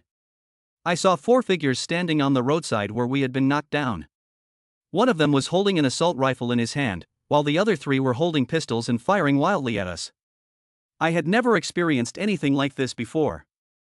Listening to the sound of bullets raining down outside, I didn't feel afraid at all. Instead, my adrenaline was pumping, causing every muscle in my body to tense up. It turns out that when you're extremely nervous, you can really forget about being afraid. Li Xiaohua also lowered his head. Although there was gunfire raining down outside, there was no fear in his expression. It was just the anger in his heart that made his face look a little distorted. First the car crash, and now the gunman. The person behind this wants to get rid of Zhu Yeching once and for all. Brother Xiaohua, what do we do now? I asked Li Xiaohua. I'll hold them off for a while, you take Mr. Zhu and go first, find somewhere safe. Li Xiaohua said to me. I nodded. At this time, the gunfire outside had stopped, and I plucked up the courage to take a look outside. I saw the 4 gunmen walking down the road and walking towards us. Brother Xiaohua, those people are coming over. I said to Li Xiaohua, a little nervous. Li Xiaohua nodded, then put his hands on his waist. A moment later, there were 2 small knives about 10 centimeters long in his hands. A red string was tied around each knife, making them look just like the flying knives of Li Xuanhuan in the martial arts TV series. Now is the time, get out of the car quickly and take her away. Li Xiaohua yelled at me, then kicked open the driver's door and rolled out of the car. I saw clearly that when he rushed out, he raised his hand, and a bright flash of a knife flashed, followed by a scream. Then there was another flurry of panic, followed by a burst of intense gunfire. Only this time, they were attracted by Li Xiaohua rushing out and didn't shoot at the car. I knew that this was my chance. I quickly opened the passenger door, rolled outside, and then opened the back door. Zhu Yeqing was unconscious. At this critical moment, I didn't have time to check exactly where she was hurt. I simply picked her up and started running like crazy towards the front. In a life-or-death situation, I exploded with amazing potential. I ran all the way holding Zhu Yeqing in my arms, and I simply didn't feel tired. Holding her, I ran into a forest and ran for an unknown distance before I ran out of strength. Only then did I find a big tree and carefully put Zhu Yeqing on the ground, before sitting down with a thud. Just now the situation was critical, and I ran all the way, so I didn't feel tired at all. Now that I sat down, my legs began to tremble uncontrollably, and the sweat on my body had soaked my clothes. If those killers came over again, I knew I would just have to wait to die. But at this time, I could no longer hear the gunshots outside. Could it be that Li Xiaohua had already dealt with those killers? I thought to myself. But I wasn't sure. Although Li Xiaohua was good at martial arts, there were 4 people across from him with guns. How could he deal with them? I just hoped that he would be fine. I sat on the ground and rested for about half an hour. The killers didn't come after me, and there was no more gunfire outside. I didn't know what was going on outside, but I didn't dare to take any chances. Maybe those killers have already finished off Li Xiaohua and are waiting for us to come out without making a sound on purpose. Thinking of this, I stood up again, put Zhu Yeqing on my back, and continued walking. I knew very well that the only way out was to get away from here, and the farther away we got, the safer we would be. I carried Zhu Yeqing out of the woods. There was a small mound in front of me, covered in low shrubs. I glanced at the mound and walked over to it without hesitation. It was just the right place to hide. I hid in the bushes, put Zhu Yeqing on the ground, hesitated for a moment, and then began to examine her injuries. Chapter 54, Hongzhou is about to change. Apart from the wound on her head, Zhu Yeqing did not have any other external injuries. Of course, I couldn't take off her clothes to examine her, so it seemed that I would have to wait until she woke up to talk about it. Although Zhu Yeqing had been unconscious, her breathing was quite stable, so I didn't think she was in any danger. This gave me a sigh of relief. If Zhu Yeqing really died, then things would be serious. Then I gave a bitter smile. If Zhu Yeqing wakes up, things might get even worse. If it gets out that someone dared to assassinate Zhu Yeqing, it will surely cause a stir in Hongzhou. I don't know how many people will lose sleep at night. Although there was no movement outside, I still dared not let my guard down. I hid in the bushes and didn't dare to move. This assassination began with the car accident, and with the truck and the gunman, the other party was well prepared and planned it very carefully. This was a murder attempt to kill Zhu Yeqing, so the other party definitely would not let her go easily. It was not safe yet, and I could only wait until dawn. So I hid in the bushes waiting for dawn, while pondering in my heart the question of who wanted to get rid of Zhu Yeqing. Over the years, Zhu Yeqing has acted domineeringly, and although no one dares to provoke her on the surface, she has made a lot of enemies. But there were really very few people who dared to confront her head-on, and Zhao Sihai of Sihai Group was one of them. Zhao Sihai's undercover agent in Zhu Yeqing's company was found out, and Zhu Yeqing successfully won the project in the western part of the city. So at today's banquet, Zhao Sihai asked Chang Bo to be the intermediary and negotiate with Zhu Yeqing, wanting a share of the project in the western part of the city. But obviously, Zhu Yeqing was very strong, and the negotiations for cooperation did not go well, and Zhao Sihai was very angry. So Zhao Sihai was behind today's assassination? I thought about it for a moment, then shook my head. Since Zhao Sihai went to such lengths to find Chang Bo as an intermediary, he wanted to strike a deal with Zhu Yeqing, so there was no need for Zhao Sihai to kill Zhu Yeqing. Could it be that Zhao Sihai had already predicted that the negotiations would not succeed? Or perhaps the negotiations were a sham, just to lure Zhu Yeqing here to meet his death? That doesn't make sense either. Although Zhao Sihai is a bit arrogant, he is not that stupid.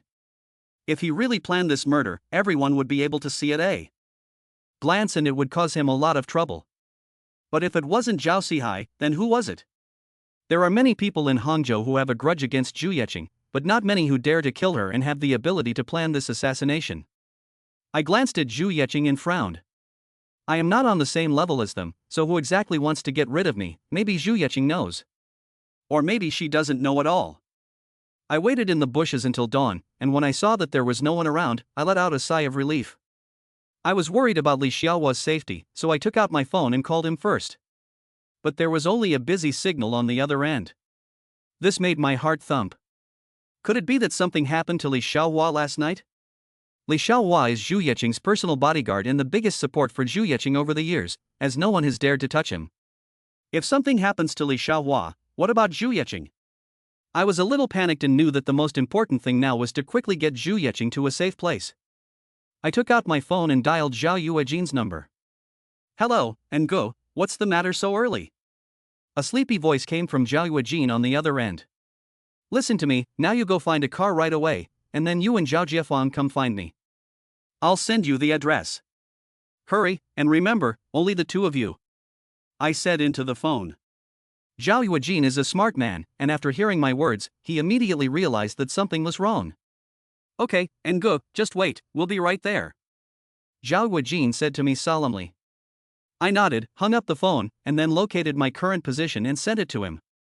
About half an hour later, a black car stopped on the road ahead. Zhao Yuejin opened the car door, looked at his phone while looking around. Yes, this is the place, but where is everyone? I'm here. I stood up and waved to Zhao Yuejin. Zhao Yuejin hurried over. Zhao Jiefang opened the car door, but did not follow, but looked around warily. Brother-in, what happened? Why are you here in the middle of nowhere? Zhao Yuejin came up to me, looked around a little uneasily, and asked me. Get in the car first, we'll talk in the car. I said, while picking up Zhu Yeqing, who was still unconscious. Holy shit, it's Zhu Yeqing. Zhao Yuejin was startled when he saw Zhu Yeqing. But he immediately realized the seriousness of the situation and hurriedly greeted me, walking towards the car. Zhao Yuejin opened the door, and I sat in the back with Zhu Yeqing in my arms, while Zhao Yuejin sat in the passenger seat. Where are we going, Ange? Zhao Jiefang asked me. I don't know exactly where we're going, but the most important thing right now is to get out of here quickly. Zhao Jiefang didn't waste any words, and with a kick on the accelerator, the car sped off. This place is too close to the shooting scene last night, and I'm worried that those people will come looking for us, so we need to leave quickly. What's going on?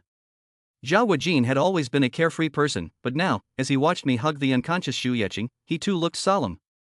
He was a smart man and knew that something big had definitely happened. Last night, on the way back, we were ambushed. Someone tried to kill her. I told Zhao Yuejin. What, someone tried to kill her? This time, Zhao Yuejin could no longer remain calm, his eyes wide with disbelief. Where is her bodyguard Li Xiaohua? Zhao Yuejin asked me. Those people had guns last night. He covered us as we fled, and now his life is in danger. I said. What? This time things are in real trouble. Zhao Yuejin frowned tightly. What do you think? I'm at a loss, I asked Zhao Yuejin. Zhao Yuejin glanced at Zhu Yeqing and let out a long sigh. Someone actually dared to touch him. I'm afraid that the next Hangzhou is going to see a change of power. Zhao Yuejin looked at me and for some reason his expression became extremely agitated. Ange, are you saying that last night, you were the one who saved her? Zhao Yuejin asked, staring at me. You could say that. I nodded. Ange, I really was right about you. Now that the winds and clouds are gathering, our chance to soar has come. Zhao Yuejin was full of excitement. Chapter 55, I hope Yi Qing wakes up. Zhao Yuejin has spent half his life at the bottom of society. He is an extremely astute person who knows that if one wants to get ahead, one needs opportunities. There is never a shortage of smart people in the world, nor is there a shortage of smart people who want to climb up the social ladder. However, some people struggle at the bottom for their entire lives. Are they not smart enough or not working hard enough? Neither. What people often lack is just one opportunity, an opportunity to break free from the confines of their social class. There are countless circles of all sizes in this world, and these invisible circles have invisibly divided people into different classes. If there is no opportunity, no matter how hard a person from the bottom works, it is almost impossible for them to enter another higher circle. This is the underlying logic of this world. There is no injustice in this world, because you were born at the bottom, so why should you expect people at a higher level to accept you? The world is full of injustice because there are things that cannot be achieved through hard work, and more often than not, they have to do with your background and the circles you move in. Zhao Yuejin is very clever, I can see that. He has the desire to climb up the social ladder, but after a difficult life, nothing has changed. But now it's different. Zhu Yeqing was assassinated, but she survived, and we saved her. Zhu Yeqing has always been someone who refuses to take losses, not to mention that this time those people almost took her life. The people who targeted Zhu Yeqing must be people with the same power as her. By targeting Zhu Yeqing, they want to reshuffle the cards in Hangzhou. Unfortunately, Zhu Yeqing is still alive. With her temperament, abilities, and manipulations, once she goes out, the entire underworld in Hangzhou will definitely be in chaos. I don't know how many people will fall under Zhu Yeqing's wrath. And since we saved Zhu Yeqing, she will definitely repay us. Zhao Huajin saw this and that's why he was so excited. But right now I'm not thinking about that. What I'm thinking about is where to send Zhu Yeqing. Right now Zhu Yeqing is unconscious. I don't know if she has any other injuries, so the best thing to do is to take her to the hospital. But she can't go to the hospital right now. Those people went to great lengths to try to kill her. If they let Zhu Yeqing appear in Hangzhou, there will definitely be another wave of crazy assassinations. Now Li Xiaohua is oblivious to danger, and I have no way to protect her at all. What should I do? Just when I couldn't make up my mind, I looked down and saw that Zhu Yeqing in my arms had opened her eyes at some unknown time. Her eyebrows were slightly furrowed, and although she was looking at me, her eyes were unfocused, as if she was thinking about something. President Zhu, you're awake. I was startled and hurriedly asked her. It was at this time that Zhu Yeqing's gaze focused, and she looked at me and asked, "Where is Li Xiaohua?" Brother Xiaohua yesterday, in order to give us a chance to escape, he single-handedly held off the gunman. Now we can't get in touch with him. I don't know, I said to Zhu Yeqing with some concern. I was really worried about Li Xiaohua's safety. Although I didn't have much contact with him, Li Xiaohua always treated me with kindness, and I really didn't want anything to happen to him. But last night, there were 4 of them, and they all had guns. Will he really be okay? Don't worry, he'll be fine. There aren't many people in Hangzhou who can kill him, Zhu Yeqing said lightly. I glanced at Zhu Yeqing, and she seemed to have an unwavering trust in Li Xiaohua. Zhu, how do you feel now? I asked Zhu Yeqing. It was only then that I realized that I had been holding her, so I tried to help her up.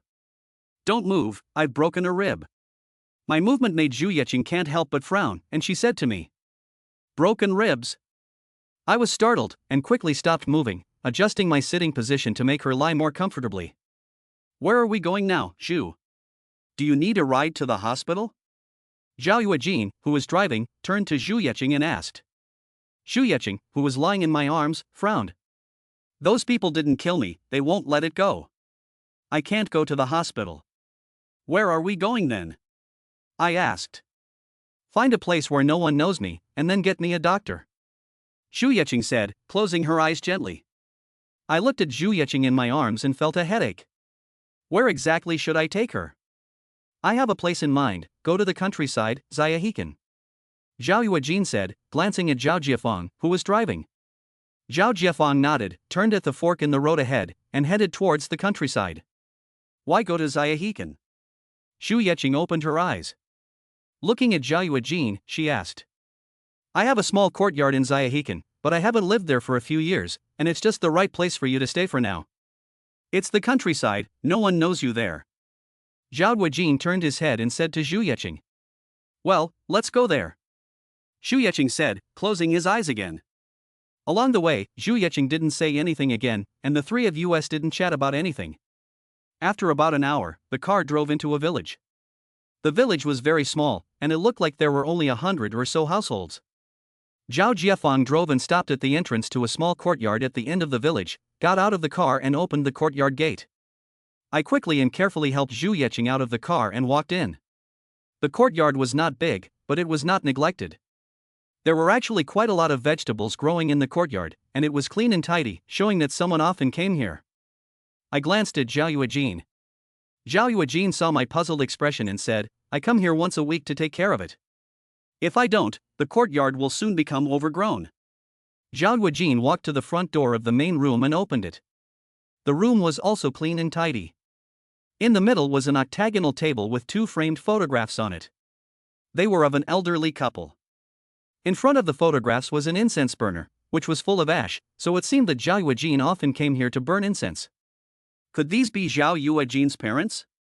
But that didn't make sense, as both Zhao Huajin and his brother were from the northeast of China, so why would his parents be here? I was full of doubts, but this was not the time to ask these things. Zhao Huajin pushed open the room with the bedroom inside. There was a bed inside, and Zhao Huajin fumbled with the closet to take out the bedding and make the bed.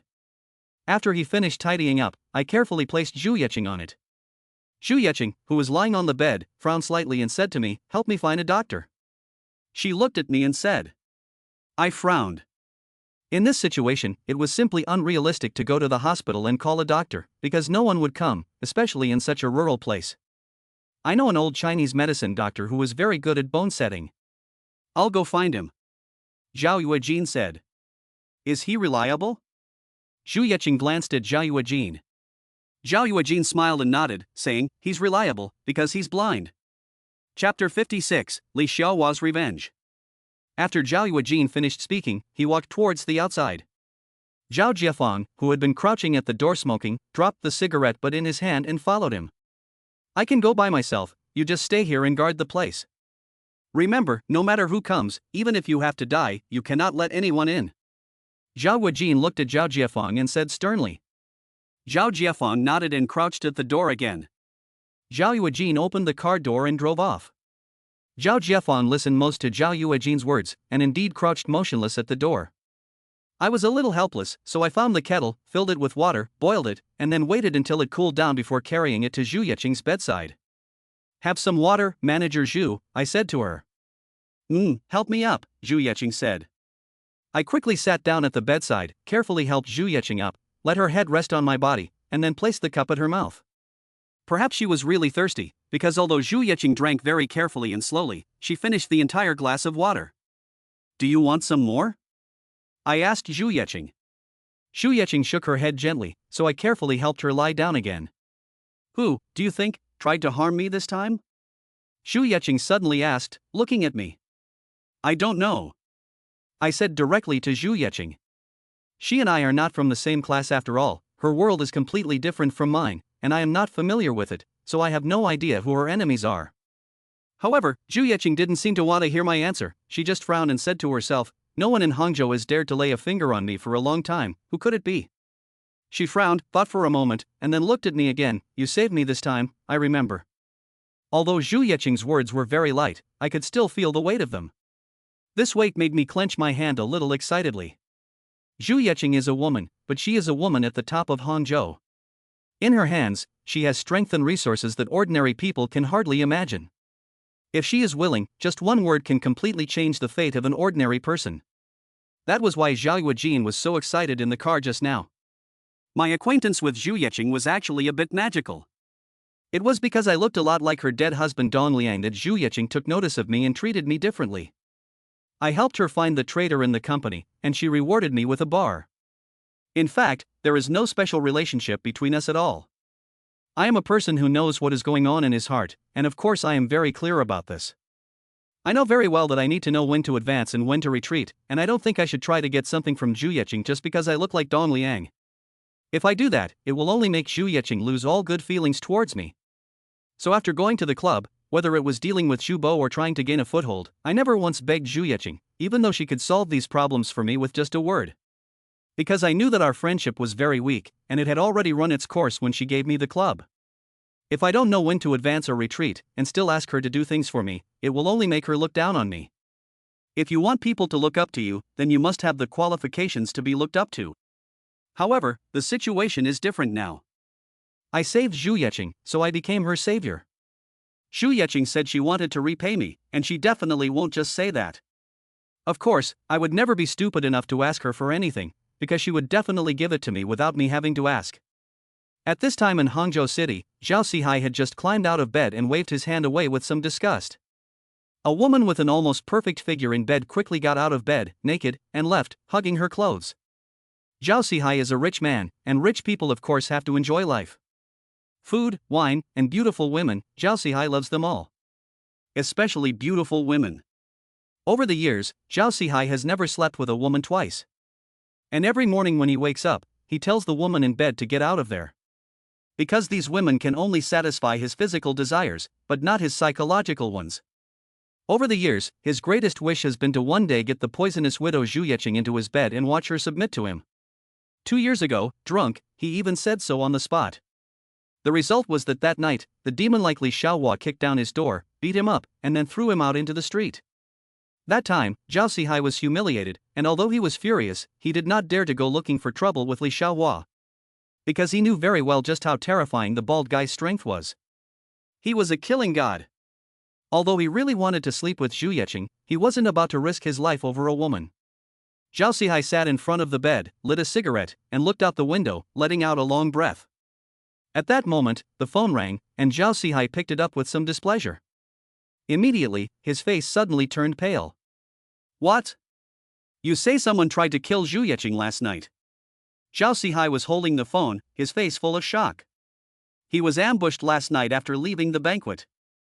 Zhao Sihai muttered the words he heard, and suddenly, as if he had realized something, his face turned pale and cold sweat ran down his head. Hurry up, send someone to the hotel, 10 people, no. 20. Zhao Sihai finished, and shivering, threw the phone onto the bed, his face full of horror. Damn it, who the hell did this? If you're going to do it quickly, and make sure that woman doesn't get away, or there'll be a big problem. Zhao Sihai was scared, because he had no choice but to be scared. At the banquet yesterday, he had asked Chang Bo to invite Zhu Yeqing, and Zhu Yeqing was ambushed on the way home. No matter how you look at it, he was involved. At the thought of the terrifying bald bodyguard by Zhu Yeqing's side, Zhao Sihai couldn't help but shiver. That guy was really terrifying. Mr. Zhao, why are you so scared? Just then, a low voice sounded behind him. Zhao Sihai turned around abruptly, then his eyes widened, as if he had seen a ghost, his mouth wide open, and he almost collapsed directly onto the ground. Because at this moment, there was a bald and burly man standing behind the door, who was over 1 meter and 9 centimeters tall. The man was swinging a small knife in his hand and walked towards Zhao Sihai with a smile on his face. Li Xiaohua, what are you doing? I had nothing to do with what happened yesterday, so don't do anything rash.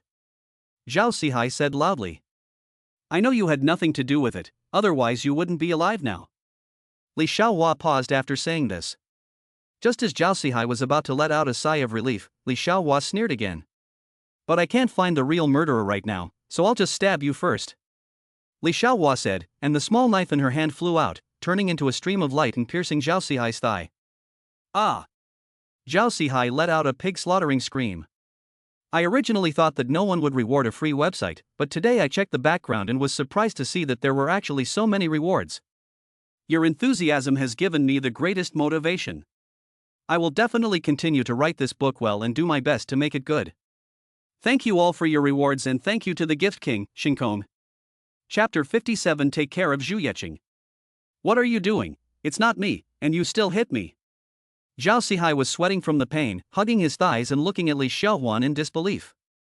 I know it's not you, but I still can't find out who it is, so I have to give you a stab. Li Xiaohua said, looking at Zhao Sihai. Shit, you can't find the murderer, so what's the point of giving me a stab? Zhao Sihai winced in pain and coughed uncontrollably. He couldn't help but want to swear, but when he thought about Li Xiaohua's terrifying strength, he held back. You are a well-known figure in Hangzhou. I can't find that person, so I have to show them first to show my attitude and make them afraid. They will move when they are afraid, Li Xiaohua said calmly. Although Zhao Sihai is short-tempered, he has not reached his position today by being a fool. On the contrary, he is smarter than many people. Upon hearing Li Xiaohua's words, he immediately understood the meaning behind them. He was not the one who murdered Zhu Yeqing, but Li Xiaohua still gave him a stab in the back. This was Li Xiaohua's way of making a statement to the entire Hangzhou city. This matter is not over, and he will definitely pursue it to the end. Everyone in the circle in Hangzhou city knows how terrifying Li Xiaohua's strength is. Because of him, Zhu Yeqing has been safe and sound all these years. Now, someone is going to move against Zhu Yeqing, and he will surely welcome his crazy revenge. Zhao Sihai took a knife today, which is Li Xiaohua's attitude. He wants to make that person afraid, and only when he is afraid will he reveal his weakness. To kill the chicken to warn the monkey, Zhao Sihai sadly found that he had become the chicken that was killed. He was very angry and wanted to curse, but in front of Li Xiaohua, he didn't dare to say anything. The last time, this terrifying bald man, in the face of more than a dozen of his bodyguards, still easily beat him up and then left him on the street. This has become a lingering shadow in Zhao Sihai's heart. You have to know that his bodyguards are all from the real special forces. More than a dozen people didn't even stop him for a moment. Zhao Sihai didn't even see how Li Xiaohua struck, and all the bodyguards were lying on the ground. No one knows Li Xiaohua's terror better than he does. He is not an ordinary person at all, but a real ancient martial artist. Facing such a terrifying guy, Zhao Sihai knew very well that if he wanted to kill him, it would be no different than crushing an ant. Damn it, which son of a bitch didn't watch where he was going and actually dared to assassinate Zhu Yeqing? He must be fucking crazy. Zhao Sihai cursed in his heart over and over again. That son of a bitch had to choose last night to do it, which showed that he wanted to frame himself. Fortunately, Li Xiaohua is not a person without a brain, and knows that he is not the murderer. Otherwise, not only would he have received a knife wound in the leg, I'm afraid he would have even lost his life. Li Xiaohua looked at Zhao Sihai and walked towards him. Zhao Sihai, terrified, jumped back with one leg. What do you want? However, with a knife stuck in one leg, where could he be as fast as Li Xiaohua? In the blink of an eye, Li Xiaohua had already arrived in front of Zhao Sihai and smiled at him. Seeing this smile, Zhao Sihai felt like his scalp was about to explode. No one can face the threat of Li Xiaohua head on. This killing god exudes an oppressive presence when facing you that makes it hard to breathe. Especially since Zhao Sihai had also experienced Li Xiaohua's ravages. Now he was like a cat with its fur standing on end, not daring to move a muscle. Don't be afraid, I just want to take my things, Li Xiaohua said to him with a smile. Your things? Zhao Sihai was a little puzzled. But soon, he figured out what this meant, and raised his hands in horror. No.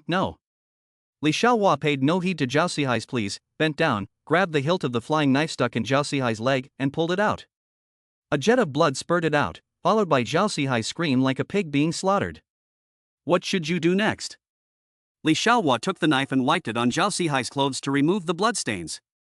What about Zhu Yeqing? Is she still alive?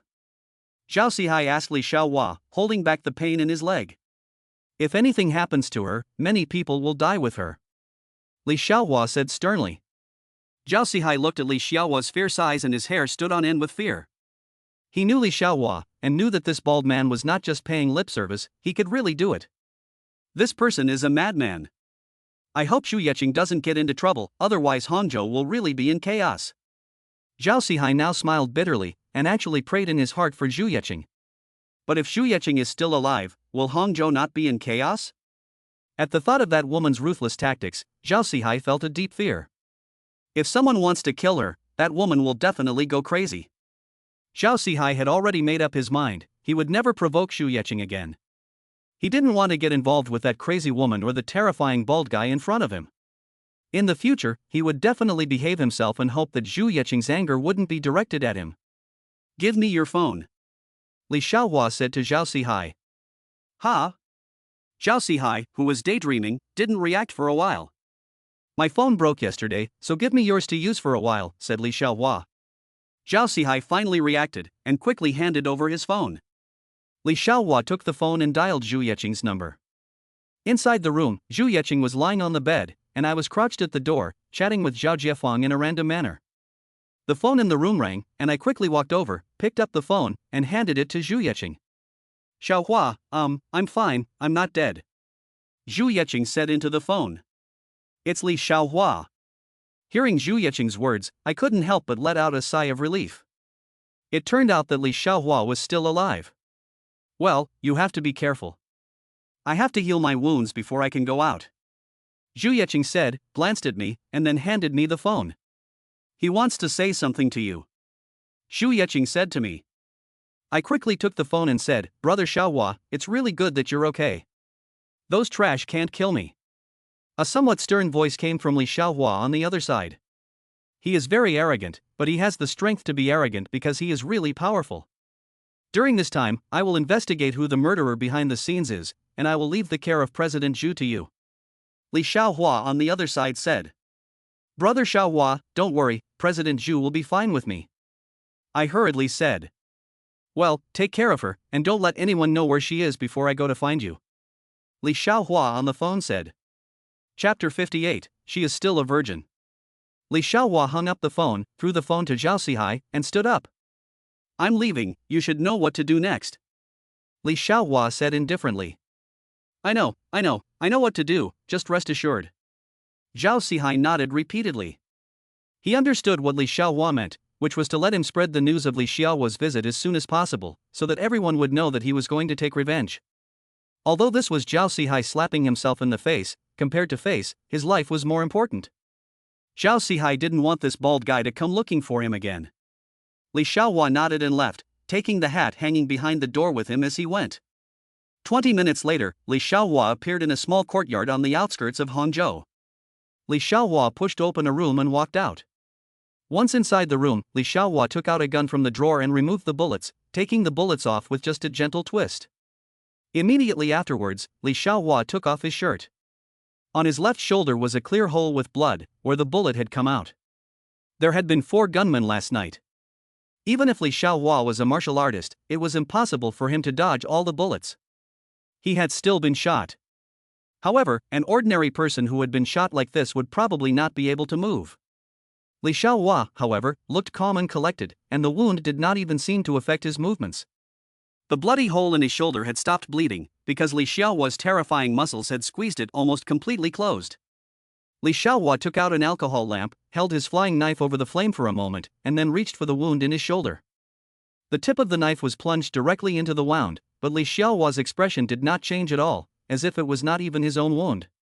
Li Xiaohua gently rotated the flying knife, and after a moment, a bullet was picked out and fell to the ground. Li Xiaohua picked up the bullet shell from earlier, and poured the gunpowder inside onto his wound. At this point, this extraordinarily fierce person frowned. I just handed my phone to Zhu Yeqing when I heard someone park outside. I turned around and saw Zhao Yuejin supporting an old man as he walked in. The old man looked to be in his 70s, slightly stooped, holding a walking stick in his hand. His eyes were white, and he was blind. "Who is this?" I walked over and asked Zhao Yuejin, a little puzzled. "This is the doctor I've brought," Zhao Yuejin said with a smile. I looked at the blind old man and was a little surprised. How could a blind man set bones? "Don't worry, Ngu, his name is Blindly. He's a famous bone setter in the neighborhood. Back when I was hanging out with those tomb robbers, those guys who got injured or broke a bone were too afraid to go to the hospital, so they all came to him for treatment." Hearing Zhao Yuejin's words, I looked at Blindly with some surprise. I never would have thought that he was actually someone with real skills. Since Zhao Yuejin said he could treat it, I'll let him try. I wish I had another way to help, since Xu Qing can't go to the hospital right now. I led Blindly to the bed, moved a stool for him to sit down, and then said to Zhu Yeqing, "This is the doctor who was here to set your bones." Zhu Yeqing glanced at Blindly and nodded gently. I turned around and was about to leave. "Come back, help me out." At this time, Blindly spoke up. "What, you want my help?" I paused. "Humph, in a while I need to set her bones, and I need to undress her." "I'm blind, I can't see, what do you want me to do?" Blindly said with some dissatisfaction. I looked at Zhu Yeqing with some embarrassment. Zhu Yeqing's face had no expression on it, and she just said lightly, "Then you stay." Zhao Yuejin glanced at me, his eyes full of meaning, and then walked out, slamming the door behind him. "Help her up," Blindly said to me. I quickly walked over to the bed and carefully helped Zhu Yeqing up. "Take off her clothes," Blindly said. I raised my hand, hesitated for a long time, but still didn't dare to do it. "What are you doing? Listen to the doctor." Zhu Yeqing's voice seemed to be a little displeased. I quickly reached out and unzipped Zhu Yeqing's cheongsam from behind. At this time, her entire back was exposed in front of me. Her back could be described as perfect, and it could definitely make all men indulge and make all women jealous. Moreover, her skin was very white, so white that it seemed to be emitting a layer of fluorescence. At this time, Zhu Yeqing was in my arms, and then gently took off her cheongsam. I don't know when, a blush appeared on her cheeks. I looked at Zhu Yeqing and my whole body froze. All along, Zhu Yeqing has been an image of extreme coldness in front of me, but now I am on her, and I actually see a hint of a little woman's shyness. "You can start." Zhu Yeqing, who had already had her top removed, said to Blindly. Blindly nodded, extended his hand, and began to grope around Zhu Yeqing's ribs. The next moment, with Zhu Yeqing letting out a painful muffled grunt, Blindly signaled that I could put Zhu Yeqing down.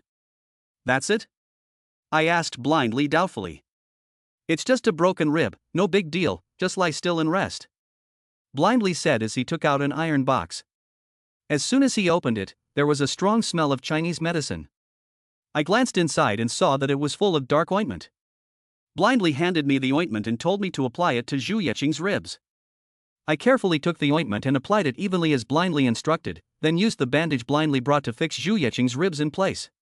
"Okay, remember, don't move around for half a month, it's best to just lie in bed and rest. You can't get out of bed and move around until half a month has passed, but be careful." blindly said as he packed up and stood up. I quickly helped him carry his things and walked towards the door. Young man, you are blessed to have found a good girl, right? Blindly said with a smile as we reached the door. What do you mean, sir? I was confused. Blindly turned around, pointed at Zhu Yeching on the bed, and said to me, this girl is still a virgin, and there are very few girls like her nowadays, so you have to treat her well. Blindly patted my shoulder as he spoke. I looked incredulously at Zhu Yeching in bed, and saw that she was blushing with a hint of anger. I was completely confused. Not that he had mistaken Zhu Yeching for my girlfriend, but because she had said that Zhu Yeching was still a virgin. How could that be? Chapter 59, She's a good girl. And she's still a virgin? How is that possible? Zhu Yeching got married a long time ago, so how could she still be a virgin? I was shocked by Blind Li's words and my whole head was confused, and I almost blurted out and asked him how he knew. But seeing Zhu Yeching's face, which had turned red from shame and anger, I immediately closed my mouth, which had just opened, and quickly pulled Blind Li out of the room. I was afraid that if I stayed any longer, Zhu Yeching would really kill someone. Hey, what's the hurry? I'm an old man, I can't walk fast, and besides, I'm blind, so could you please go a little more slowly? Blindly grumbled as I dragged him out of the room. Ange, how is it? Zhao Yuejin asked me as he saw me come out. The bones have been set, so all that's left is to nurse the injury. I said. Well, I'll see him off. Zhao Yuejin said, glancing at Blindly. No, I'll take him. You two stay here and keep watch, I said. Zhao Yuejin nodded without saying anything else and sat back down on the chair in the courtyard. Zhao Jiefeng was crouching in the doorway, smoking in silence. I led Blindly out of the courtyard and helped him into the car. I let out a long breath once we were in the car. Both Blind Li's words and Zhu Yeching's gaze made me feel cold all over. Who the hell would believe that Zhu Yeching is still a virgin? Could it be that the old blind man has made a mistake? According to Zhao Yuejin, he was born blind, so I'm afraid he doesn't even know what a woman looks like, so how would he know if someone is a virgin or not? Old Mr. Li, did you make a mistake just now? I turned to look at Blindly and asked him. I want to know, on what basis does he say that Zhu Yeching is still a virgin? Oh, what do you mean, you don't believe what I said? Hearing my doubts, Guizhou Li said somewhat unhappily. No, I just want to know, how did you figure it out? I asked him. Ghost Hanli rolled his eyes and said, although I am blind, my heart is brighter than ordinary people's eyes. I have never been wrong. I could smell it just now, the girl has a faint fragrance of orchid on her body, which is only found on virgins. I have seen countless people, so how could I be wrong? Girl, virgin. Listening to Ghost Hanli's words, I was completely confused. These two words had never been associated in my mind with Zhu Yeching before. But now, looking at Li the Blind's face, I can tell that he's not lying. And combined with Zhu Yeching's reaction just now, I'm almost certain that what Li the Blind said is true, that Zhu Yeching is still a virgin. This is truly a shocking piece of news. If this gets out, I wonder how many people will be left speechless. There are many legends about Zhu Yeching in Hangzhou. The most famous one is that Zhu Yeching is lustful and changes men in bed every night. But now she is still a virgin, so this rumor is self-refuting. But how could Zhu Yeching still be a virgin? I really can't believe it, and I feel like everything has become a bit magical. Young man, these days it's not easy to find an intact girl. That girl is very clean and definitely a good girl. Ghost Hanli said while patting my shoulder. I turned around and gave him a bitter smile. He is blind and doesn't know the power of Zhu Yeching. I bet if Zhu Yeching heard what he just said, she would have Li Xiaohua come and twist off his head. Chapter 60, Asking Han Yi for help. Cough cough. I coughed twice to hide my embarrassment, and at the same time, I was also worried about Blind Li. Zhu Yeching is a woman who holds a grudge, and I don't know if she will come looking for him to settle the score in the future. After I dropped Li off at his home, I told him to stay at home and be careful. Although Zhu Yeching has moved in, no one has lived in the courtyard for a long time, and she needs some daily necessities. The reason I volunteered to take Li is to buy some things. Zhu Yeching has injured her ribs and needs to rest, so she needs someone to take care of her. And since I am a man, it is inconvenient for me to take care of her, so I must find a woman who can take care of her. Zhu Yeching is in a special position, so this person must be reliable. I suddenly got a headache. In Hangzhou, I don't know anyone, let alone women. Wait, women. Han Yi suddenly came to mind. Hani is my classmate and now my neighbor. It is indeed very suitable for her to take care of Zhu Yeqing. However, I am a bit embarrassed. After all, Hani is the head of a large company, and it seems a bit unreasonable to ask her to take care of someone. I went to the supermarket first and bought some necessities. Then I sat in the car and hesitated for a long time, but I decided to call Hani. What's up, Chen Chang'an, why are you calling me at this hour? Han Yi's voice came over the phone. I miss you. I can't help it. I smiled and said. You're being sarcastic again. By the way, you didn't come home last night, did you go out again? Han Yi's words carried a hint of judgment. I gave a bitter smile, thinking to myself that my life was in danger last night, so I couldn't go out partying. I ran into something last night, so I didn't go home. I said. What was it? Was it serious? Han Yi's tone carried a hint of concern. It's a bit complicated, I'll tell you more when we meet. Are you at work now? I asked. Yes, it's been a busy day. I need to get my work done before I start my annual leave, and then I'll let you show me around Hangzhou. Ah, you're going on annual leave. Hearing Han Yi's words, I was a little surprised, and a glimmer of hope appeared in my heart. Since she doesn't have to go to work anymore, isn't that just perfect? What's the matter? Hurry up and say it, or I'll hang up. Han Yi seemed really busy. I have something I want to ask you to help me with. You go ahead and finish up, I'll go to your company's building and wait for you when you get off work. I quickly said. Well, then come on over, I'll be done in a little while. Han Yi hung up the phone and I drove directly to Han Yi's company. I waited at the door for almost an hour and finally saw the figure of Han Yi. I honked the horn, opened the window and waved at her. Han Yi walked over, sat in the car and looked at me strangely.